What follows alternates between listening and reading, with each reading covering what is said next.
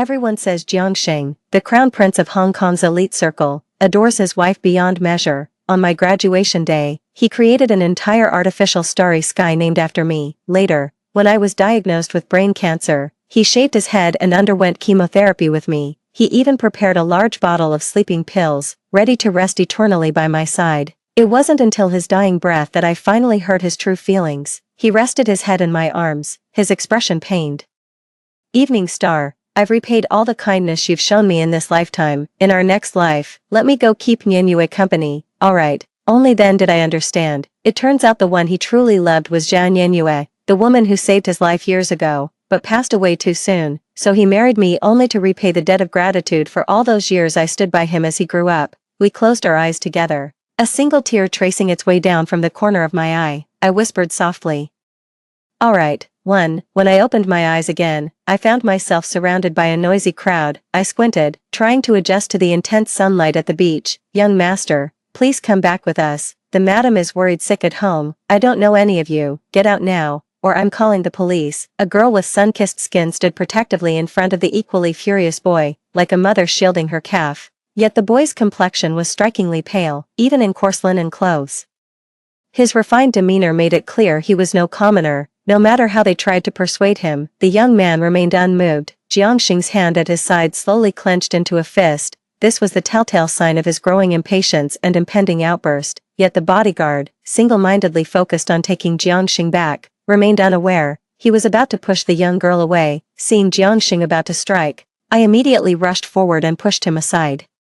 When a young woman appeared, Jiangxing quickly withdrew his hand. Madam, you're here. Everyone breathed a sigh of relief. They pinned all their hopes on me. After all, I was the only one who could get Jiangxing to listen in all these years, but that was the Jiangxing before the amnesia. Too, as the new character appeared, Jiangxing warily shielded the person behind him. Who are you? Are you here to convince me to go back too? The current Jiangxing lacked the mature rationality he would later possess as the 30-year-old head of the Jiang family. Every emotion was written plainly on his face. He's afraid of me. He doesn't remember who I am either. He just thinks I'm like everyone else, trying to force him to go back. This was exactly the turning point in our past life. Jiangxing got into an argument with me while driving, which led to a car crash, and the vehicle plunged off a cliff. He was found a month later and had lost his memory. He fell in love with Zhao Nianyue, who runs a small restaurant by the sea. I couldn't accept it and did everything I could to help him regain his memory. Jiangxing also remembered the promise he made to me. We were supposed to get married right after college, but after the wedding, he never once touched me. I thought maybe we knew each other too well, and that made intimacy feel awkward. Then one day, I saw the studio packed with paintings at Jiangxing's place, all of Zhao Nianyue's, the one who married an abusive man on a whim after he married me, and later died from domestic violence. It became a lifelong regret for Jiangxing. In this lifetime, I want to let them have their way, so I shook my head faintly. No. 3. The maid looked at me in surprise and whispered a reminder. Miss you, didn't Madame Jiang say? I raised my hand to stop her. Of course I knew what she was about to say. But now Jiangxing has lost his memory. He only trusts Zhao Nianyue. I turned to ask the young lady standing beside Jiangxing. Miss Zhao, would you be willing to accompany Jiangxing back together? You can't force him to go back. What is it? Zhao Nianyue also thought I was trying to pressure Jiangxing into returning. The moment she found Jiangxing gravely injured, she knew this young man was no ordinary soul. She even made the amnesiac boy fall for her. Fully aware he likely had a girlfriend, love plays by its own rules. Now Jiangxing belongs to her. No one can take it away. Caught off guard by my sudden question, they were completely stunned. Me? Am I coming back with you too? My gaze suddenly fell upon the boy's slender right hand. It was empty. The red bracelet I blessed for him at his coming-of-age ceremony is gone. Zhao Nianyue's gaze was evasive. I don't want to dwell on it. Yes, let's head back together. Xing has taken a liking to you. So we'd like you to keep him company. Would that be alright? Perhaps it was because of my gentle demeanor. Even Jiangxing stopped pushing me away. In the car, Jiangxing finally remembered to ask about my identity. Miss, who are you to me? Were we close before I lost my memory? Zhao Nianyue bit her lip, looking visibly tense. Jiangxing firmly took her hand, offering silent comfort. The bodyguard was about to respond. I spoke up immediately. The girl next door, just friends. Jiangxing visibly breathed a sigh of relief, then turned and promised Zhao Nianyue, I will marry you as soon as we return. The servant who had accompanied them couldn't help but interject. Young master, the madam might not. You're the one who called me young master. Doesn't that mean I get to decide my own marriage? Who told you to say something like that? Jiangxing couldn't stand to hear even the slightest objection to his relationship with Zhao Nianyue. Suspicious eyes fell on me again, thought I was the one who put the idea in their head. I had no choice but to explain. What she means is, the wedding process is quite involved, so we might start with an engagement first. I can help you plan the engagement. That finally satisfied Jiangxing. He grunted twice. 4. Back at the villa, Jiangxing settled in quickly, but he frowned when he saw my things. Why are your things in my house? Because we were once engaged. Ever since Jiangxing witnessed his father's affair at age 10, he struggled with insomnia. I moved in to stay with him, and I've been here ever since. But saying all this seems to have lost all meaning now. He remembered the matter at hand and pulled me aside to ask for my advice. I really have no idea what to say to Nianyue on the engagement day. Wanqing, the servants say you're excellent in literature. Please help me figure this out. I lowered my gaze and blurted out. How about using classical poetry to confess? The moon shines bright in the clouds, my feelings just as clear. The moment I said it, I realized, this suits Zhao Nianyue so perfectly. So even when he proposed to me in our past life, he was thinking of her all along, yet he remained completely unaware. This line is perfect. My moon will forever hang in the sky. My love enduring until the end of time. Yeah, I nodded. That's a beautiful meaning. He gave me an excited, tight hug. I never knew you understood me so well, Wanqing. Now I believe you. The young man's eyes and brows were alight with a smile, so genuine and heartfelt. It was something the future leader of the Jiang family would never possess. There was no such thing as a true meeting of minds. All these were things he did for me in his past life. I'm just returning what never truly belonged to me in the first place. 5. Jiangxing has been busy with wedding preparations these days. Meanwhile, I've been occupied with gathering visa application materials. He's lost a lot of weight. He must have been exhausted. As he dozed off right at the desk, I went to the bedroom to get a blanket to cover him. When I came back out, Zhao Nianyue had also emerged at some point. The little girl pinched the boy's nose to force him awake. They teased and played around together. I blinked, trying to ease the stinging in my eyes. Zhao Nianyue grew a bit flustered under my gaze, shyly nestling into the young man's embrace, refusing to come out. Ah Sheng, let's go back to our room. I feel so awkward with outsiders here. Alright. Jiangxing carried the person to the master bedroom on the second floor. After they left, I clutched my skirt tightly, steeling myself for what felt like an eternity, only to manage a single strained sentence.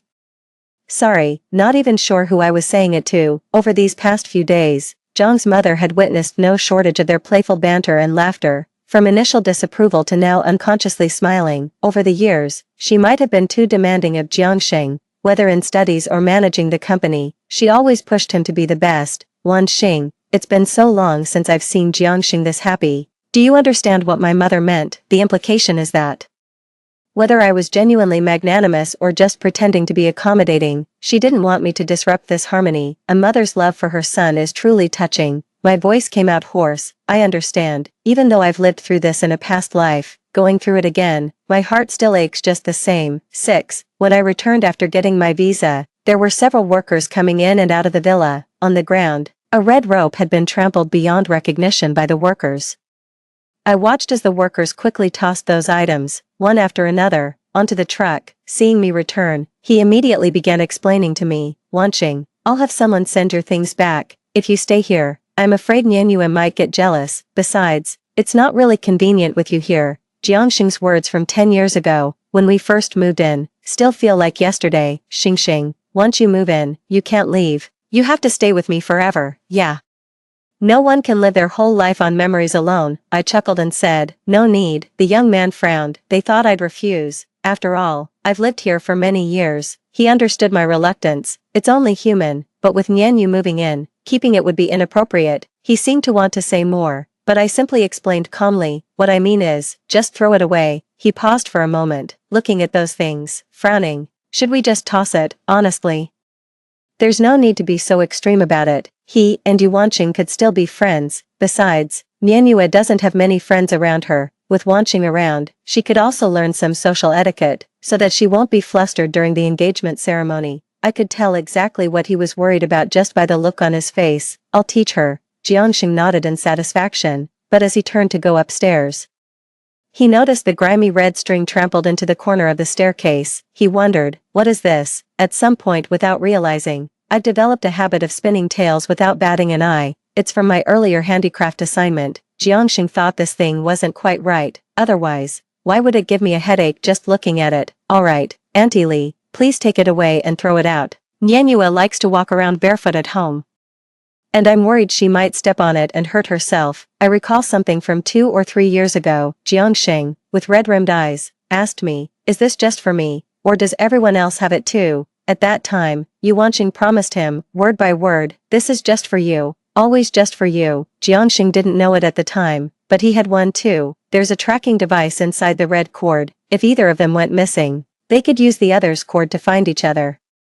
It was only because of this red string that I managed to find Jiangxing after the car accident. All those sweet memories turned into sharp blades at this moment, piercing deep into my heart. As if determined to shatter it completely, I clenched my palms and tilted my head back, forcing back the tears. Yeah, just throw it away, the nanny muttered under her breath. Sigh. I wonder if the young master will regret it once he regains his memory. The young servant also lamented. Let's hope so. 7 days until the engagement, I started teaching Zhao Nianyue the tea ceremony etiquette. When offering the first cup of tea, tilt your body slightly by 15 degrees. For the second cup, make it 30 degrees. Do I really have to remember all this? Are you trying to make things difficult for me? She doesn't enjoy studying, beating around the bush, finding rules too restrictive, I patiently explained. Only required for engagements and weddings, not for everyday occasions. With Jiangxing gone, she couldn't be bothered to keep up the act. Hey, you must be Jiangxing's fiancé, right? She had figured it out. My lips parted as I prepared to explain. The young woman waved her hand to interrupt. I heard from the servants that you're Jiangxing's fiancé. Why are you helping him plan the engagement party now? What's your motive? I replied with a bitter smile. Just a silly childhood joke. So you really don't like Jiangxing anymore? Zhao Nianyue looked at me skeptically, as if trying to detect any trace of pretense on my face. Unfortunately, it's true. Naturally, she couldn't find any flaws. Yes, he likes you now. And I'll be leaving soon too. She kept pressing for answers relentlessly. Leaving? Where are you going? The overseas doctor has been arranged. He was a friend of my late father. Flight tickets are booked for next week. I showed her my brain cancer diagnosis. I only told her about it to put her mind at ease. In her past life, Zhao Nianyue died from domestic violence. I don't want her to die, so if she truly loves Jiangxing, I'm willing to wish them well. The medical report in black and white didn't seem forged. Her pupils slightly dilated, and the corners of her lips lifted involuntarily. Then she caught herself and quickly wiped the smile off her face. Alright, let me give you another hand then, to make you leave this place for good. Before I could even process what she meant by that, she knocked over the teacup. She stumbled a few steps, clutching my hand. My ankle twisted, and I got a clean cut right across it. A powerful force shoved me away, and I fell straight into the shattered glass. When I looked up, I met a pair of ice-cold eyes. Since we've come this far, I finally understand. I hurriedly explained. I didn't. Enough, Yuanxing. I thought you genuinely wanted to help me. I never expected you to be this kind of person. He coldly shook off my hand and walked away with the other person. Without even turning back, he warned me, if this happens again, we're through as friends. Only after they left did the pain finally hit me, a stabbing pain. I can no longer tell if it's heartache or leg pain. All I know is Jiangxing doesn't want to see me. Miss you. Please leave. Don't make this difficult for us. 8. When I returned to the icy-cold villa, the woman who was usually away on business was unexpectedly sitting on the sofa this time. Mom, the woman took a sip of tea. How have you been getting along with Jiangxing lately? My heart skipped a beat, terrified she'd find out Jiangxing and I were practically through. Not bad. A teacup from the coffee table came flying and hit me square in the forehead, burning with the fury of betrayal. How dare you lie to me? Jiangxing is about to get engaged to someone, and what have you been doing? Seeing my mother's furious expression, I immediately knelt down to explain. Mom, he doesn't like me anymore. There's nothing I can do, nothing you can do, so you repeatedly hurt him, and that was also nothing you could do. I'm stunned. Who did you hurt? Xiaoxing told me everything. Don't try to tell me Zhao Nianyue orchestrated all this herself.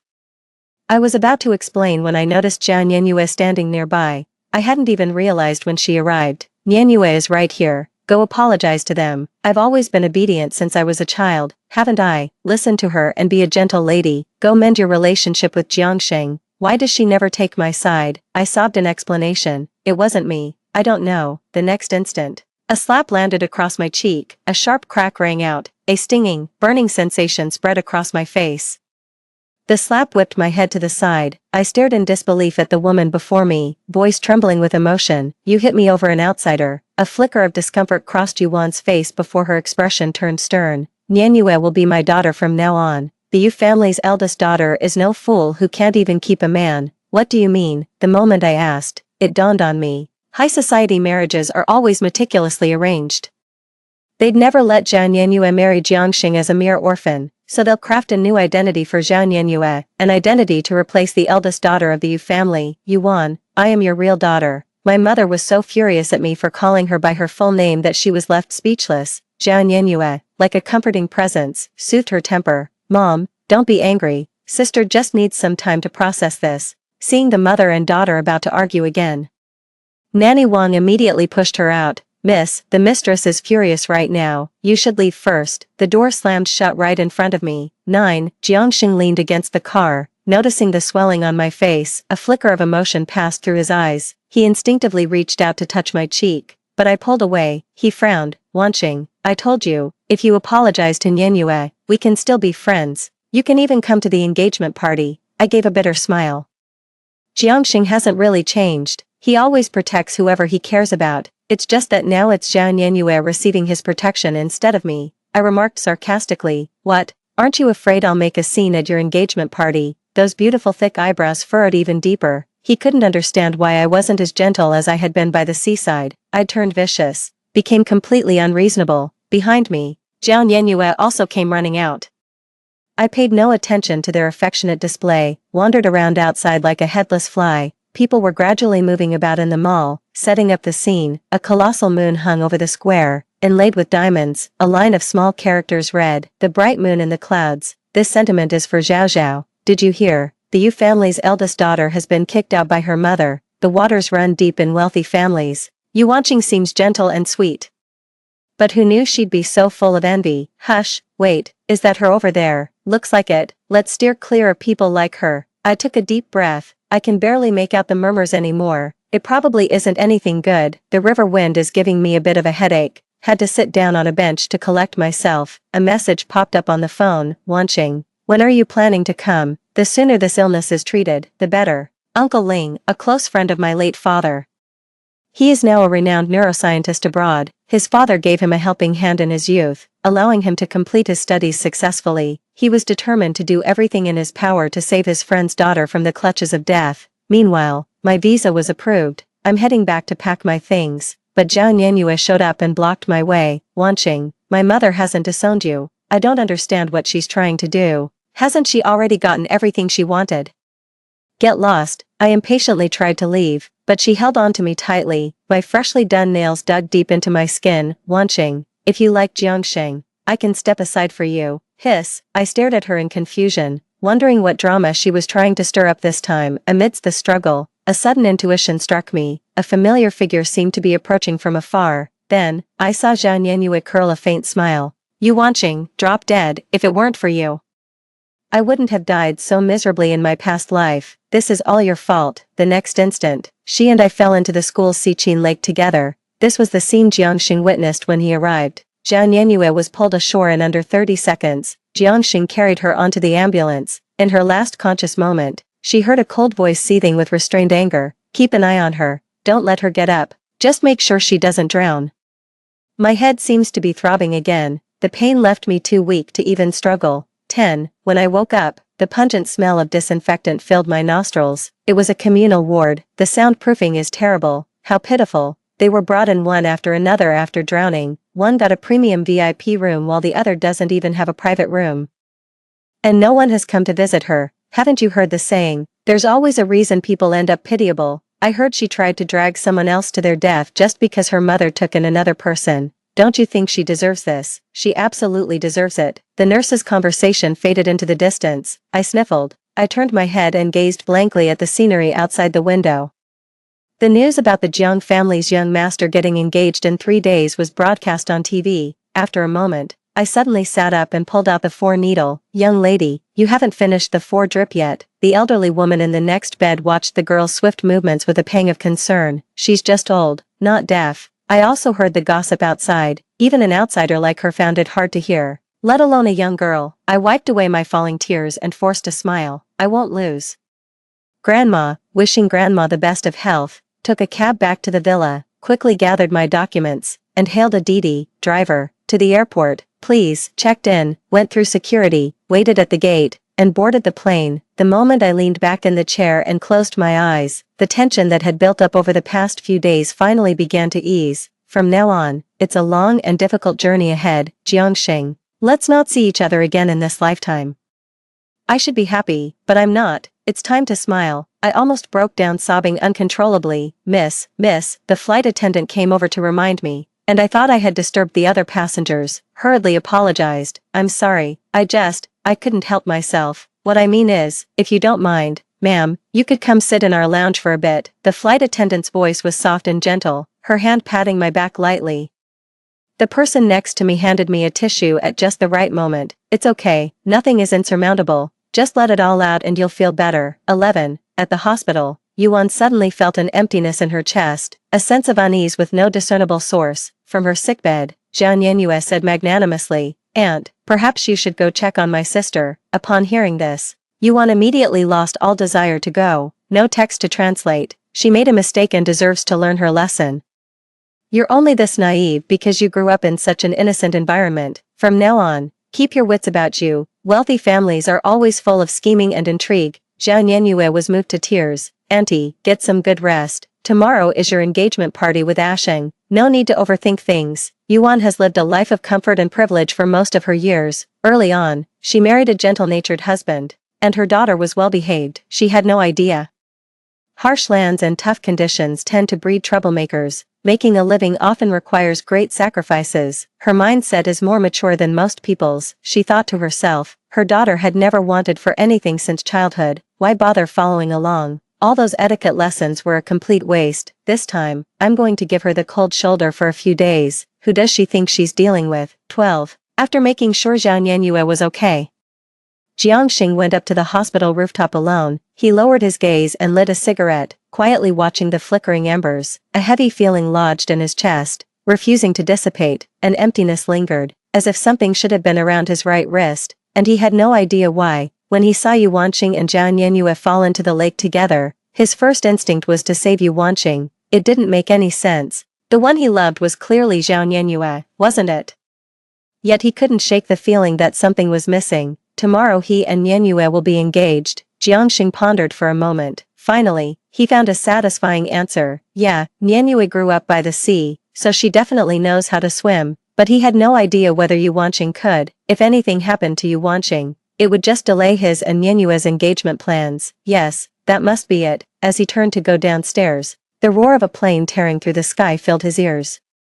The sunlight was so bright it made him squint, as if guided by some unseen force. He found himself standing in front of Yuanqing's hospital room. Sir, who are you here to see? Jiangxing seemed at a loss for words. Perhaps he just came to check if she was still alive. He wasn't stupid. Over these past few days, he'd gathered from Mrs. Li and the other servants that his relationship with Yuanqing was far more complicated than he'd thought. She was certainly no ordinary girl next door. He rubbed his fingertips, then suddenly noticed the innermost bed was empty. He frowned. Where is the patient from bed number 3? Oh, you mean Miss Yu, right? She was discharged this morning. Discharged? Yeah, looked urgent. Probably something important. Jiangxing grew even more irritated. What could she possibly have going on? She's been completely wrapped up in her own world these days. Asheng, what's wrong? Zhang Yanyu had come downstairs at some point without anyone noticing. Jiangxing tried hard to shake off the image that had been haunting his mind. Turning around, he gently asked Zhang Yanyu, why not rest a bit longer? I'm just nervous. Thinking about the engagement tomorrow. I'm worried something might go wrong. Don't worry, I've got you. He pulled Zhang Yanyu into his embrace. Perhaps it's for the best that she left. He had been worried she might sabotage tomorrow's engagement ceremony. He sneered inwardly, no matter how much she fancied herself.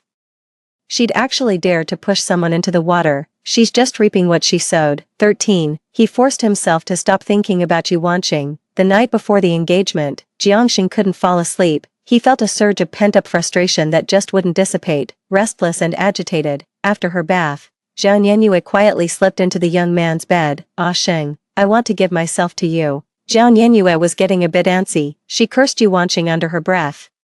wondering if he'd vanished on purpose at this critical moment. Was he trying to steal the spotlight again? But Jiangxing just gave her a brief glance before helping her put her clothes back on. Nianyue, let's save these things for after we're married. Jiangxing seemed like he'd indulge her every whim, but deep down, she knew better. If Jiangxing wasn't willing, she couldn't force him. Back in her room, she swept everything off the desk in a fit of rage. 14.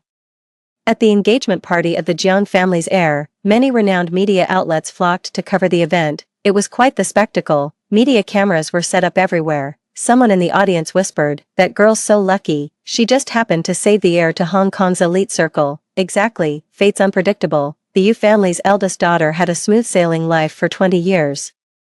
And everyone thought she'd be the one getting engaged. The crowd buzzed with chatter. The words drifted to Jiangxing's ears on the river breeze. His mind had been growing more and more chaotic these days. In his dreams, he even saw himself marrying Yu Wanqing. It was utterly bizarre. A reporter at the front suddenly lost grip of their equipment, knocking over a whole tower of champagne glasses. Jiangxing shielded Zhao Nianyue beneath him. The young man was struck hard on the back of the head. Thick, viscous blood slowly trickled down. Chaos erupted at the scene. Screams echoed one after another. "Young Master Jiang, I'm so sorry, truly sorry." The assistant and servants, terrified, immediately rushed over to wipe him clean. His mind was suddenly flooded with countless thoughts. Most of them were about Yu Wanqing. They swarmed in relentlessly. "Yu Wanqing, if you move in, I won't let you leave. Yu Wanqing, stay with me forever. Don't ever leave, okay? Ah Sheng. If you lose that red string, I'll never forgive you." It suddenly occurred to him, Yu Wanqing was afraid of water. He vividly remembers that summer at 16, when he deliberately stayed underwater to startle Yu Wanqing. Yu Wanqing genuinely thought Jiangxing was drowning. She rushed to pull him out. Little did she expect to nearly get dragged under herself. In the end, it was Xiao Jiangxing who went to find help and managed to rescue them. After that, they didn't dare go anywhere near the seaside. He had a terrible headache. "Nianyue, was it Yu Wanqing who pushed you into the water that day?" "Ah Sheng, I." Seeing the girl's face suddenly turn pale, he understood, yet he didn't confront her at that moment. Instead, he said softly, "It's all right, you still saved me. That much remains unchanged, so no matter what, he would marry her." Yet Zhao Nianyue's expression grew even more troubled, showing no sign of delight at this promise. Could it be that Jiangxing hadn't fallen for her all these days? Is it just because I saved him? She clenched her fists and took a deep breath. "Zhao Nianyue, stay calm." Then, she looked up and said, "All right, Jiangxing, let's get engaged first." Honestly, this whole scene is a bit surreal. Even with blood dripping down his forehead and his fiancée framing his childhood friend, he's determined to go through with the engagement ceremony. But nobody dares question this man. On the big screen, their sweet moments together from recent days began to play. Then, the screen suddenly cut to the day Jiangxing got into a car accident. In the video, the girl slowly dragged the unconscious person to a safe area. She also provided some basic first aid for the injuries. Who would have thought fate would bring love so unexpectedly? This feels like destiny itself at work. The crowd started cheering and teasing below. "Hey, doesn't that figure look just like the Yu family's former heiress?" Someone noticed something was off. The girl in the video had a slender figure and was quite tall. She didn't look much like Zhao Nianyue on stage. Someone rushed out from the audience shouting, "Young Master Jiang, you still don't realize, it wasn't her who saved your life, it was Miss Yu, 16. But Zhao Nianyue's face instantly turned deathly pale. This was the source of her past life's nightmare, her ex-husband, Zhou Sikai. It suddenly occurred to Zhao Nianyue, if she could be reborn, why couldn't Zhou Sikai? He probably knew all along. He just wants to ruin himself at this critical moment. Damn right. Zhou Sikai rushed over as soon as he learned that Zhao Nianyue was engaged to the Jiang family's heir. In his past life, he used this video to blackmail Zhao Nianyue into marrying him. But after marriage, she started causing all sorts of trouble and cheated on him. It drove his mother to her grave. So in this reincarnated life, he won't let Zhao Nianyue off easy. In this life and the last, it was always Yu Wanqing who saved Jiangxing. On the day Zhao Nianyue awakened and was reborn, Yu Wanqing had already rescued him. Just like in the previous life, Yu Wanqing went back to find him. Then she dragged the person away and hid them. Yu Wanqing spent nearly a whole month searching for them. It was during that same month that she managed to make Jiangxing fall in love with her. And now, the bubble of lies has burst. Zhao Nianyue let out a sharp scream. "Shut up. Just shut your mouth." But Jiangxing raised his hand to stop her. Immediately after, the young man asked her in an emotionless tone, "Wasn't it you who saved me?" Zhao Nianyue wanted to leave, but where could she possibly go? In her previous life, it was Yuanqing who was engaged to Jiangxing. None of this would have happened. Jiangxing was kept in the dark his entire life. She stammered out an explanation. Aixing, I didn't mean to. The young man retorted, was that on purpose? Zhao Nianyue shook her head and kept backing away, only to trip over the heavy gown she had chosen and fall to the ground. Forget it, just give me back that red string. She had long since burned that red string, she stammered, and the gloom in the young man's eyes deepened. The next moment, Jiangxing seized her by the throat. What was meant to be a perfect engagement party took a dark turn, seeing the situation turning ugly. The others immediately stepped in to intervene. Young Master Jiang, calm down, think about this, murder is illegal. The young man turned a deaf ear. If Miss Yu were to return, she wouldn't want to see you like this. That seems to have hit a nerve. Jiangxing finally let go. The crowd whispered among themselves below the stage. Damn, she looks so innocent, but she's been pulling all these shady moves, taking credit for someone else's work and now framing them. Hey Guami. The engagement parties turned into a complete mess. Wanna come join the chaos? At that moment, a huge, radiant moon slowly rose above the sea. It was custom made by Jiangxing. As the fireworks exploded overhead, the diamond-encrusted confession now felt bitterly ironic. Jiangxing, you can't leave. Zhao Nianyue grabbed the hem of the young man's pants as he tried to walk away. Jiangxing said coldly, get lost. 17. Jiangxing didn't know where to go. He ended up back at the villa without realizing it. Yuanqing's room was completely empty. There isn't a single trace of life left. He frowned and said, Nanny Li, where are Yuanqing's things? Young master, didn't you ask someone to move Miss Yu's belongings away? Jiangxing blinked, clearly remembering as well. He was the one who had the things moved away. Back then, he was so impatient, and Yuanqing just watched. He even said to just throw it away. So now, not a single trace remains. So she had already made up her mind to leave back then. His heart ached with a heavy, swelling pain. Lying in the very spot where Yuanqing once lay, greedily yearning to breathe in Yuanqing's last lingering scent. What was it that he and Wanqing argued about again? It came back to him. It was because he wanted to settle down sooner. They got engaged on graduation day, but Yuanqing thought it was too soon. They ended up arguing over their disagreement. The car crashed into the tree trunk ahead. He tumbled down the cliff. Nanny Wang, why isn't Wanqing back yet? Meanwhile, Yuan finally sensed something was wrong. Wanqing's toiletries were still in the villa. Karen hasn't come home for days. At first, she thought Yuanqing was just throwing a childish tantrum, but then she found a crumpled brain cancer diagnosis in the trash. Just like her father, a rare type of brain cancer. During those days, she even hit her, said she didn't want her anymore. At this thought, Yuan's heart ached so much she could barely breathe. 18. Everyone said the Jiang family's young master had gone mad. He searched every corner of Hong Kong City and even tracked the flight Yuanqing took. There was no trace of her anywhere. Yuanqing had vanished into thin air. Some are even speculating Yuanqing might already be dead. Jiangxing's subordinates were passing the buck after seeing the investigative report. They didn't dare to report it. Under the oppressive gaze of the man in the main seat, a poor soul was pushed forward. Jiang, President Jiang, we've discovered that Miss Yu has a highly rare form of brain cancer. Jiangxing seemed unable to comprehend the meaning of those words. Rare, so what? He's just gone. The subordinate didn't dare say another word, afraid of provoking this madman again.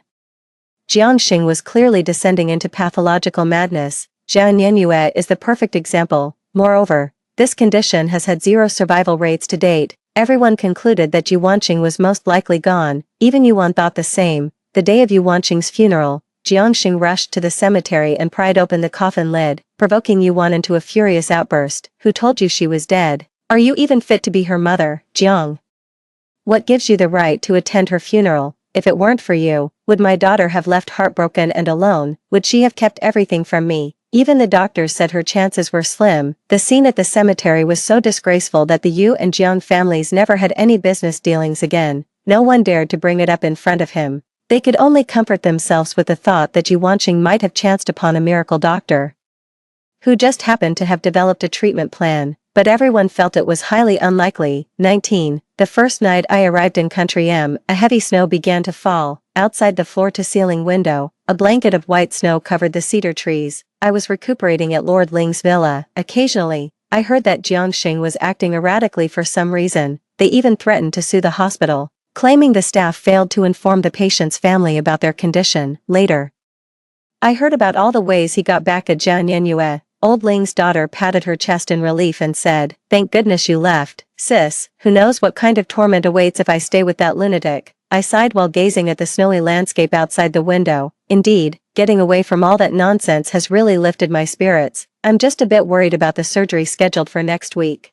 I majored in medicine in college.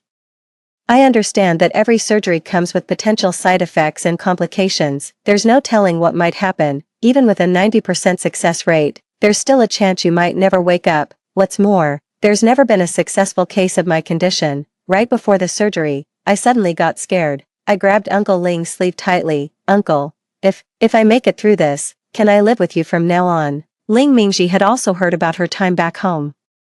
Those people treated her poorly. In that case, it's best to let her make a clean break from the past. "Alright, Uncle Ling promises you. After the surgery is successful, I'll take you to change your name. My name is Ling Xian, the Xian that means flourishing." Ling Xian was so scared she was on the verge of tears. "Sister Wanqing, you still owe me a meal." "Got it," Ling Xin and I pinky promised. 20. Jiangxing drowned himself in the bar day and night.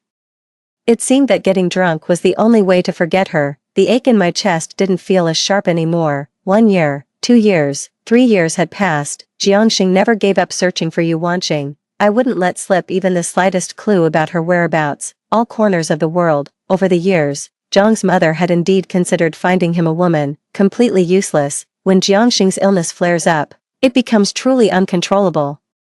He nearly strangled a girl who bore a striking resemblance to Yu Wanqing. The terrified person scrambled away in panic and never dared to return. 21. Later on, he heard from a friend that an Ivy League school abroad had produced a brilliantly accomplished medical genius, conducting neuroscience research under my advisor's mentorship. I'm Chinese, recently made some breakthroughs and returned home to give academic lectures. Rumor has it my family is fairly well off. Such an accomplished, beautiful, and wealthy woman. Everyone wants to see her in person. Brother Jiang, do you want to go check it out? My dad got 2 tickets and insisted I go. Come with me, please, Brother Jiang, I'm begging you. Jiangxing was getting annoyed by all the noise, so I tagged along with them. Jiang, look, the smart and pretty girl. Hi everyone, I'm Ling Xian.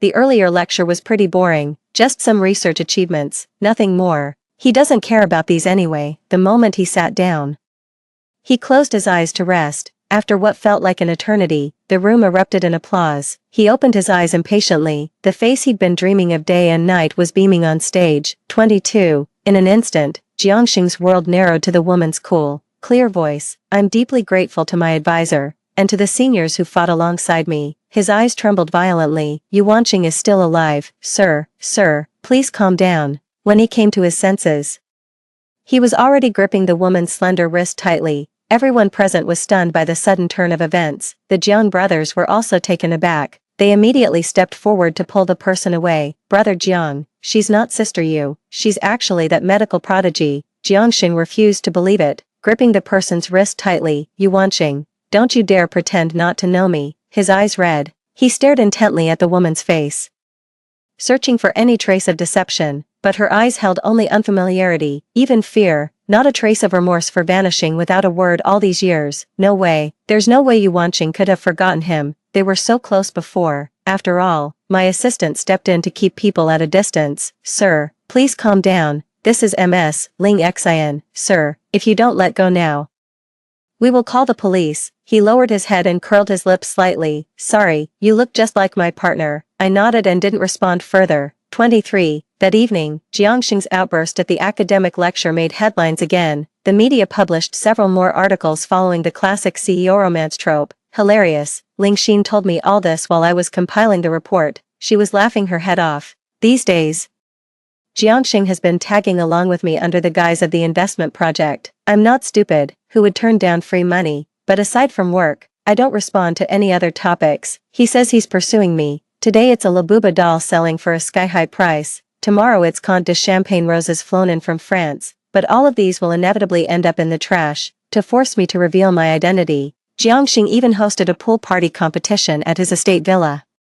I heard that the winner would receive a unique collectible from the Jiang family. Uncle Ling has few hobbies, so I wanted to win it to celebrate his birthday. Ling Xian watched me nervously. Sis, he's up to no good. She was afraid Jiangxing would pull something on me. The Jiang Corporation has a wide range of business interests. This includes medical technology. We'll inevitably need to secure investments and partnerships down the road, since there's no avoiding it anyway.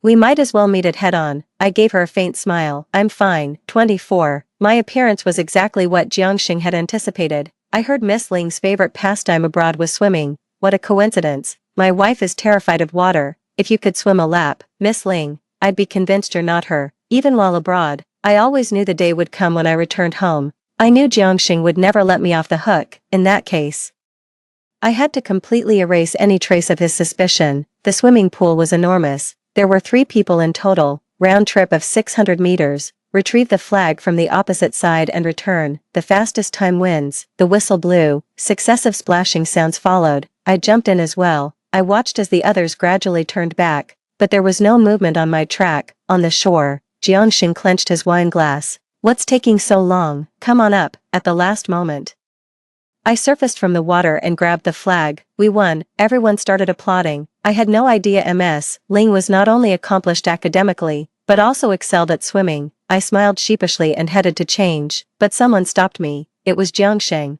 I took off my swim cap and said with a laugh, "Sorry to disappoint you, Mr. Jiang, but I'm not your lover." With that, I slipped past him into the restroom. The next moment, he grabbed my wrist and pinned me against the wall. I stared at him in disbelief, struggling. "Jiangxing, let go of me. I told you I'm not her. Release me now." He ignored my protests completely, his thumb gently tracing the faint scar on my waist. "Yuanqing, you can't fool me." My movements froze. The corners of his eyes gradually reddened. "This scar, you got it when you saved me from the rocks in the ocean at 16. From then on, you developed a fear of going into the water, and you never actually lost your memory, did you?" I fell silent. Because he wasn't wrong. I really didn't lose my memory. I want to start a new life. I want to completely break with my past. Since he'd already seen through me, I dropped the act. "So what?" I crossed my arms and looked him up and down. "What do you want to say? What are you up to now?" "I'm sorry. 3 years ago, I had no idea." He fumbled nervously, trying to explain, but I didn't want to hear any of it. "Because it doesn't matter to me anymore. Jiangxing, the damage is done. And I can't just pretend nothing happened and keep interacting with you. The most I can do is not hate you. Do you understand? Don't come looking for me again. I don't want to resent you even more." He lowered his head. Who knows what was going through his mind? 25. After that night, he never came to see me again. I thought he had finally come around. It wasn't until after I finished my last academic interview back home. But on the way back, I was drugged and knocked out. When I came to, I was on a cruise ship. The sea breeze whispered by my ear. I shook my head and snapped back to reality. It was Jiangxing. I thought I had made myself perfectly clear that night. It's clear now that he had no idea. "Let me go." He unilaterally lifted me onto the wheelchair, pushed me around from the first to the 3rd floor. Every detail on the cruise ship is nearly an exact replica of Jiangxing's villa. It's as if this alone could make me reminisce about the sweetness of the past. He even personally designed an entire artificial starry sky for me. Every star is inlaid with gemstones. It's almost the same as my past life. Jiangxing actually has great taste, not a hint of tackiness. "Wanxing, doesn't it look beautiful?" He eagerly awaited my praise like presenting a treasure. I only found it ridiculous. He didn't even get a glance from me. He hung his head in dejection. "Evening star. Won't you say something to me?" I remained completely silent. He showed me another video. It showed Jian Yanyue, her lips turning purple from the cold. She looked utterly disheveled. In the dead of winter, Jiangxing forced her to stay submerged in the icy water, forbidding her from coming ashore. "I've made her experience 100-fold of what she did to you 3 years ago." After the torment ended, he handed her over to Zhou Sikai, ignoring Jian Yanyue's desperate pleas. I closed my eyes briefly. That damn lunatic. Giving him the cold shoulder was useless. He'd still cling to me despite my disgusted glare. 26. I resorted to other methods one by one, starting with a hunger strike. "He's not eating either," almost as if to threaten me too. "Jiangxing has been like this since he was a kid. This is his go-to move when he's upset." I finally gave in and went to apologize to him. The 2 of us ended up going hungry for 2 whole days. Finally, around noon on the 3rd day, Jiangxing came upstairs with a bowl of porridge to check on me. He seemed to give in, his tone listless. "What will it take for you to eat something?" "Let me go." "Anything but that." I spilled the hot porridge. "Then take it away." He quietly wiped the porridge stains from my fingers. Had someone bring a new bowl over, eating right in front of me. I sneered, mocking him. "What? Weren't you supposed to keep me company?" He looked up at me. saying nothing. That look in their eyes is creeping me out. I felt a bit scared and shrank back. The next moment, someone grabbed my ankle, my lips were pried open, and warm porridge was fed to me by them. Get lost. He ignored my terror and didn't flinch at the disgust. Spoon by spoon, he fed me the entire bowl of porridge with his own hands. Swallow it. He clamped my jaw shut forcefully to keep me from spitting it out. If you want me to keep feeding you like this, then by all means, continue your hunger strike. I finally gave in. I started to eat. He stopped confining me and allowed me to move freely around the cruise ship. The shoreline was now faintly visible in the distance. 27. He seemed to be aware of my resentment toward him. He rarely showed up around me. I'd been thinking about how to leave these past few days. The cruise ship is enormous and beautifully appointed, except for a faint, lingering smell of gasoline. Footsteps approached from behind. I thought it was Jiangxing, so I let my guard down, until I felt the cold edge of a sharp knife against my neck. Yuanqing, long time no see. It's Zhao Nianyue. She's had a rough time these past few years. Her once glossy black hair is now dry and brittle. Her face looks much more weary now. She also saw the interview with the woman on television. She recognized Yuanqing at a glance. She was clearly alive. Yet Jiangxing took his anger out on her. How could she ever accept this? So she hid in the lower deck of the cruise ship and slipped out when Jiangxing wasn't paying attention. She was determined to take Yuanqing down with her. If she was going to suffer, she'd make sure no one else got off easy. The waves crashed against the hull of the ship, one after another. Beneath me lay the unfathomable depths of the ocean. I clenched my palms and took a deep breath. Zhao Nianyue, if I die today, you'll be going to prison too. She laughed hysterically. Do you really think I'm still afraid of this? That lunatic Jiangxing threw all my belongings out after he regained his memory. He made me utterly humiliated. He even brought that gambling addict from my past life back into my life. He knew exactly how that man treated me in our previous existence. With every word left unspoken, her grip tightened. Beads of blood were already welling up. Zhao Nianyue is beyond reasoning with now. Yet all around, the waves raged violently. 28. Zhao Nianyue, let her go. Jiangxing knew Yuanqing didn't want to look at him. He knew better than to push his luck and didn't want to crowd her. He didn't come up until it was time to deliver the meal. That's the scene that greeted him. He hesitated to approach, held back by my presence yet yearning to step forward. If this is how you treat me, Yuanqing won't get off easy either. Zhao Nianyue laughed maniacally. Don't you like her? Don't you love her? Then I'll let you taste the agony of losing someone you love. Bet you didn't expect this. I doused the edges of the boat with gasoline. Zhao Nianyue couldn't fathom why. Even after being reborn, she still couldn't outdo Yuanqing. In that case, let's all just perish together. But I'm different. My life is only just beginning. The will to survive forced me to grit my teeth and stand up. I held Zhao Nianyue and rolled to the center of the boat, even with her neck tightly constricted. She still managed to laugh. Never thought you'd be afraid of death either. How about we die together? Maybe, just maybe, if I get another chance, I could finally beat you. My heart was pounding wildly. Only then did I notice she was soaking wet. There's a foul smell of gasoline. This lunatic. She doused herself in gasoline too. Through my horrified eyes, she smiled and lit the lighter. I ran for my life. Finally, I fell into a faintly cold, fragrant embrace. Yuanqing, I won't let you die. It was Jiangxing. At the final moment before the ship exploded, the man slipped a life buoy over me and pushed me onto the emergency lifeboat. The Jiang family's bodyguards actually followed us here. When Mother Jiang saw Jiangxing rushing out, she quietly had someone tail him, but they were still a step too late. Behind me, flames shot up into the sky, reaching all the way to the heavens. Jiangxing didn't make it out in time. Overwhelmed by the intense shock, I passed out. 29. After I woke up, the doctor gave me a full checkup. Nothing serious. Zhao Nianyue is dead. Jiangxing is lying in the ICU, still unconscious. Zhang's mother wants to see me. She wants me to go see Jiangxing. Wanxing, I know it's you. The well-maintained socialite aged a decade overnight. Silver strands began to appear at her temples. The proud man bowed his head, his voice trembling with emotion. I beg you as a mother, please go see him, won't you? Jiangxing's condition is now very critical. The doctor said he had very little will to live. Mother Jiang was at her wit's end. After everyone had left, Ling Xian took an angry bite of the apple. Sis, he totally had it coming. If it weren't for him, that nasty woman wouldn't have it out for you. I chuckled and tapped Ling Xin's forehead. Such a little know-it-all. But she was right. If it weren't for Jiangxing, I wouldn't have to go through all this. But I still plan to see him. Some things just need to be said clearly. 30. The man in the hospital bed had been in a coma for a week. He's still on a ventilator to this day. I gently touched his thin eyelids. The next moment, those dark pupils shifted with an almost mechanical motion. Slowly, they lifted to meet my gaze. Jiangxing was awake. I was about to call for help. He moved faster, pressing down on the back of my hand. In a hoarse voice, "Don't scream." The sudden movement made him cough a few more times. He thought I'd never come to see him again, hesitantly asked. "Yu Wanqing, is that you?" Yu Wanqing. While I was unconscious, I seemed to see so many things. It felt like we had a past life together. We were even married, isn't that right? That was in a past life. I absent-mindedly fiddled with the flower spike in my hand. I murmured. He asked again, "Was I terrible to you in our past life?" Jiangxing saw Yu Wanqing crying throughout her chemotherapy. She was someone who took such pride in her appearance.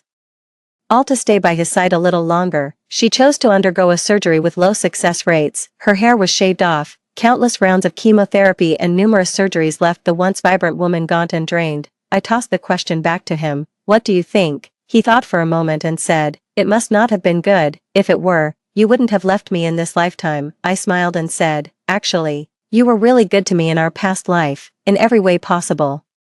You just don't love me, that's all." In our past life, you lay in my arms and said, "You've already fulfilled all your duties and obligations toward me." You said you were sorry to Zhang Yanyue, and that in the next life, you wanted to be with her. The light that had just sparked in his eyes vanished instantly. Jiangxing curled his lip. "Oh, what a jerk he is. How could he say something like that and hurt you?" I'm getting a bit tired of his self-indulgent sentimentality. Impatiently said, "Your mother asked me to check on you. Now that I've seen you, is there anything else you want to say?" He curled his fingers slightly, finally remembering the most important thing, that red string. I went and got a new pair. Jiangxing was carried in while lying on a hospital bed, inside an exquisitely crafted box. This time, the red cord was strung with gems that sparkled with fiery brilliance. It was truly beautiful. I just gave a bitter laugh and tossed it in the trash. "Jiangxing, we're over. Do you get that? There's no going back for us." Jiangxing felt a sharp pang in his chest. He wondered if the doctors had really done everything they could to save him. He could only keep making conversation. "Are you heading back to M country again soon?" Jiangxing knew that Yu Wanqing's academic conference in the country had already concluded. "Pretty much. Can I come see you sometime? As a friend?" "That's just ridiculous, Jiangxing. You should know. Yu Wanqing, have never been short of friends." Her long, lowered eyelashes fluttered slightly. Jiangxing wanted to persuade her to stay, but he had no right to do so. She wanted neither his red string nor his pleas for her to remain. She truly meant it. The end. The grip on my sleeve gradually loosened. Sometimes silence speaks louder than words. 31. Jiangxing was sentenced to 1 year in prison for unlawful imprisonment. The execution was postponed for a year due to health reasons. Uncle Ling and Xin were waiting for me outside the hospital. "Hurry up, sis, you're the only one missing at the farewell party." I spotted another familiar figure. "It's Yu Wan. Hey, what do you think you're doing, you witch?" Ling Xian stepped in front of me, shielding me. I gently patted Ling Xian's shoulder and said, "Be a good girl and wait for me in the car." Ling Xin pouted. "Come on, Xin, hurry up." After 3 years apart, the woman seemed to have aged more than a decade. She looked at me with tears welling up in her eyes. "Wanqing, you've lost weight again. Is that illness gone now?" I avoided her attempt to take my hand. With a cold gaze, "What is it?" Seeing how distant I was, her voice choked with emotion. "Wanqing, I didn't know you were sick. Come home with me. I'll make your favorite braised pork belly from childhood." "Okay, braised pork belly. I really did love it when I was little, but no one could truly like something." I reminded her coldly. "You, please call me Ling Xian. I'm sorry. After all, she had raised me for many years," whispered softly. "Okay." Before walking away, I said without turning back, "Don't worry. I'll fulfill my duty to support you when you're old. Other than that, don't contact me, whether there's a reason or not." I let out a slow, heavy sigh. "It's over, Yu Wanqing. The days ahead will only get better." "Wanqing, I was wrong, my child." This time, I didn't look back. I raced toward the new life that was meant for me. The end. Story 2. My husband of 35 years, on his deathbed, clutched my hand with bitter resentment. "Why didn't you give that university spot to Yu Yun back then? If you just yielded to her, she wouldn't have been violated." Tears streamed from the corners of his eyes. "Lin Miao, when I die, bury me beside Yu Yun. In this life, I couldn't be Yu Yun's husband. In the next, I'll make it up to her." Through my tears, I began to laugh. "Do you really love her that much?" A tear rolled down Li Jianen's cheek. "Yes, with all my heart. If there's a next life, I'll make sure we end up together. When I opened my eyes again, I'd been reborn. This time, I'll make his wish come true, otherwise I'd be betraying my miserable past life. Lin Miao, give your university recommendation spot to Yu Yun, consider it repayment for her saving my life. We're already engaged. What's the point of you going to college now? When I opened my eyes again, Li Jianan was clutching my hand pleadingly. Heat and anxiety beaded his forehead with sweat. Sweat droplets glistened on his hairline, accentuating his handsome features. In 35-degree heat, Li Jianan intercepted me on the road. All for Yu Yun. He groveled shamelessly for that educated youth girl he fancied. In my past life, I firmly rejected his request. Why should the recommendation go to her? I earned this opportunity through my own merits. Besides, it was Yu Yun saved, not me. Why should I be the one making sacrifices? Those words made Li Jianan resent me for the rest of his life. Yu Yun was an educated youth sent to work in the production brigade. She was tall and strikingly beautiful, often wearing form-fitting clothes that accentuated her curves. The young men in the brigade couldn't take their eyes off Yu Yun, practically drooling over her. But Yu Yun was exceedingly aloof. Among the young men, Li Jianan was the only one she'd treat with any kindness. Once, the production team organized a tree-felling expedition up the mountain. Suddenly, a wind picked up. The falling tree came crashing toward Li Jianan. But at the critical moment, Yu Yun shoved him out of harm's way.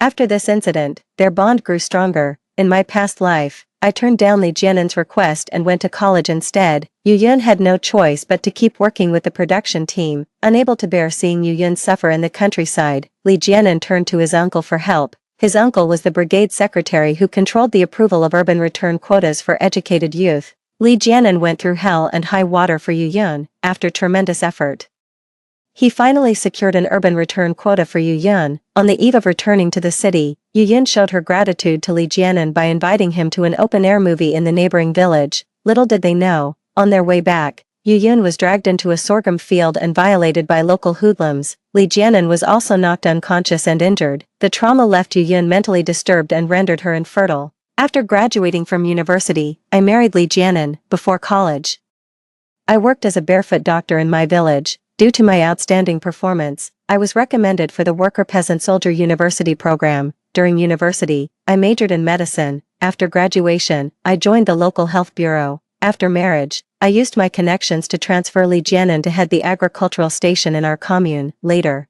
I helped him attend night school to further his education, which led to his transfer to the Municipal Agricultural Bureau.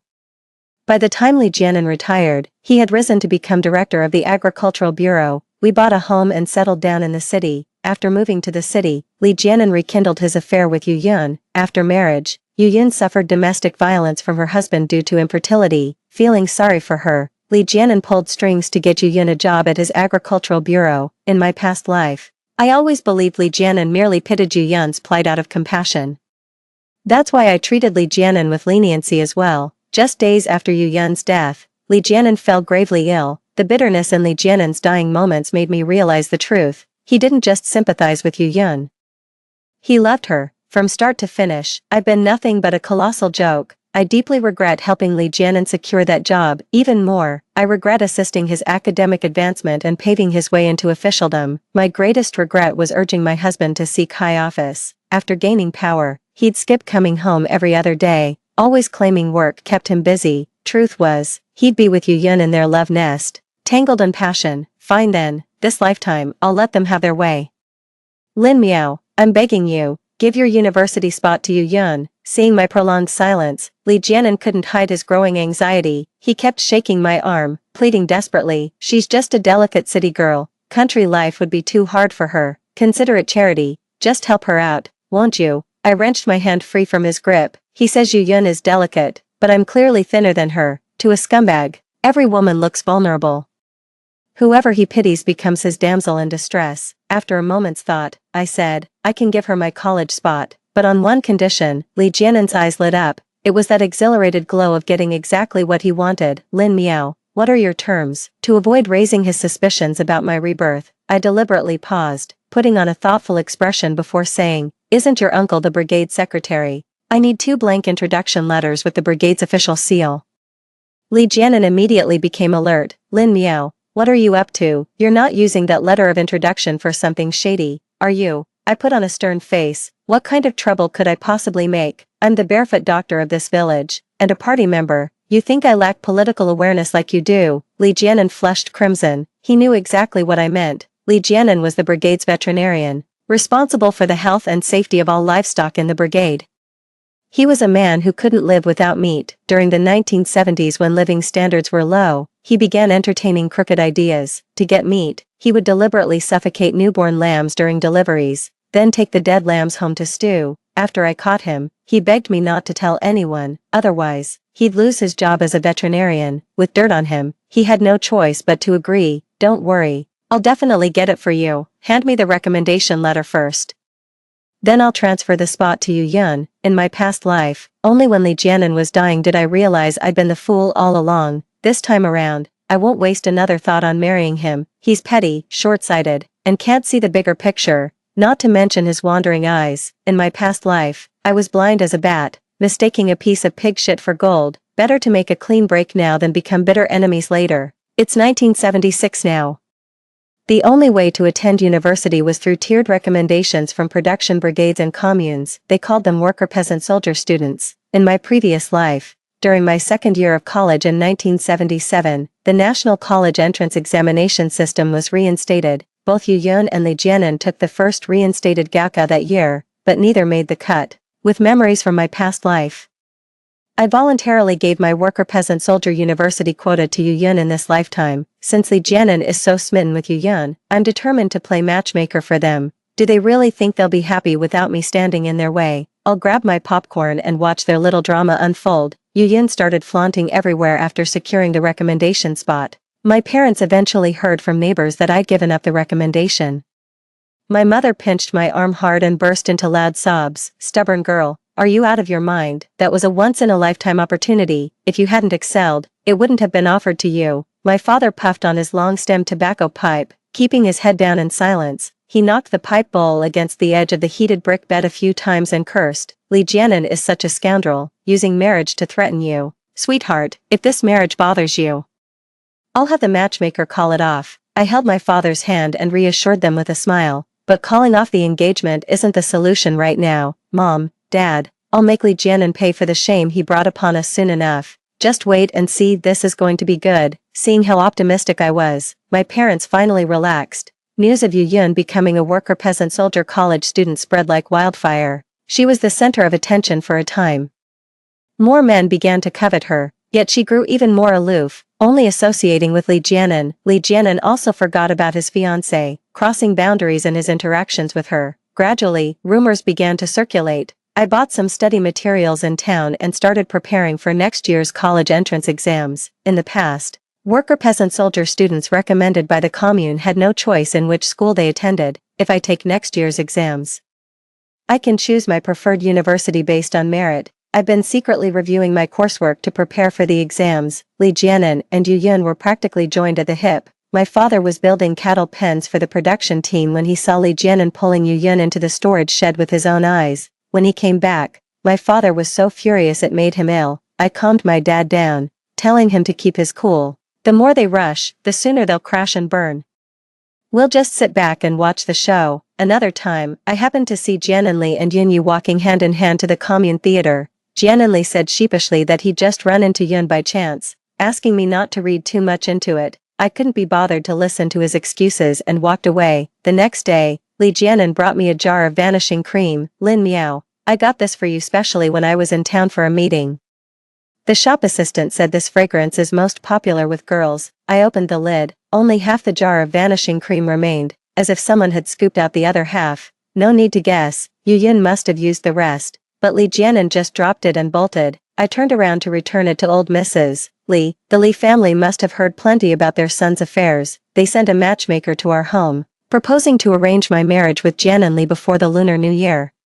My parents said they needed more time to think it over. Our hesitation made the Li family uneasy. They gave Li Jianan a stern talking to, and he kept quiet for a few days afterward. Young love burns like dry tinder. Once ignited, it's hard to extinguish. I treated the villagers' ailments. On the way back, I caught Li Jianan and Yu Yun in a compromising embrace in the grove at the village outskirts. Clothes were strewn across the floor as the two pale figures writhed together in a tangled heap.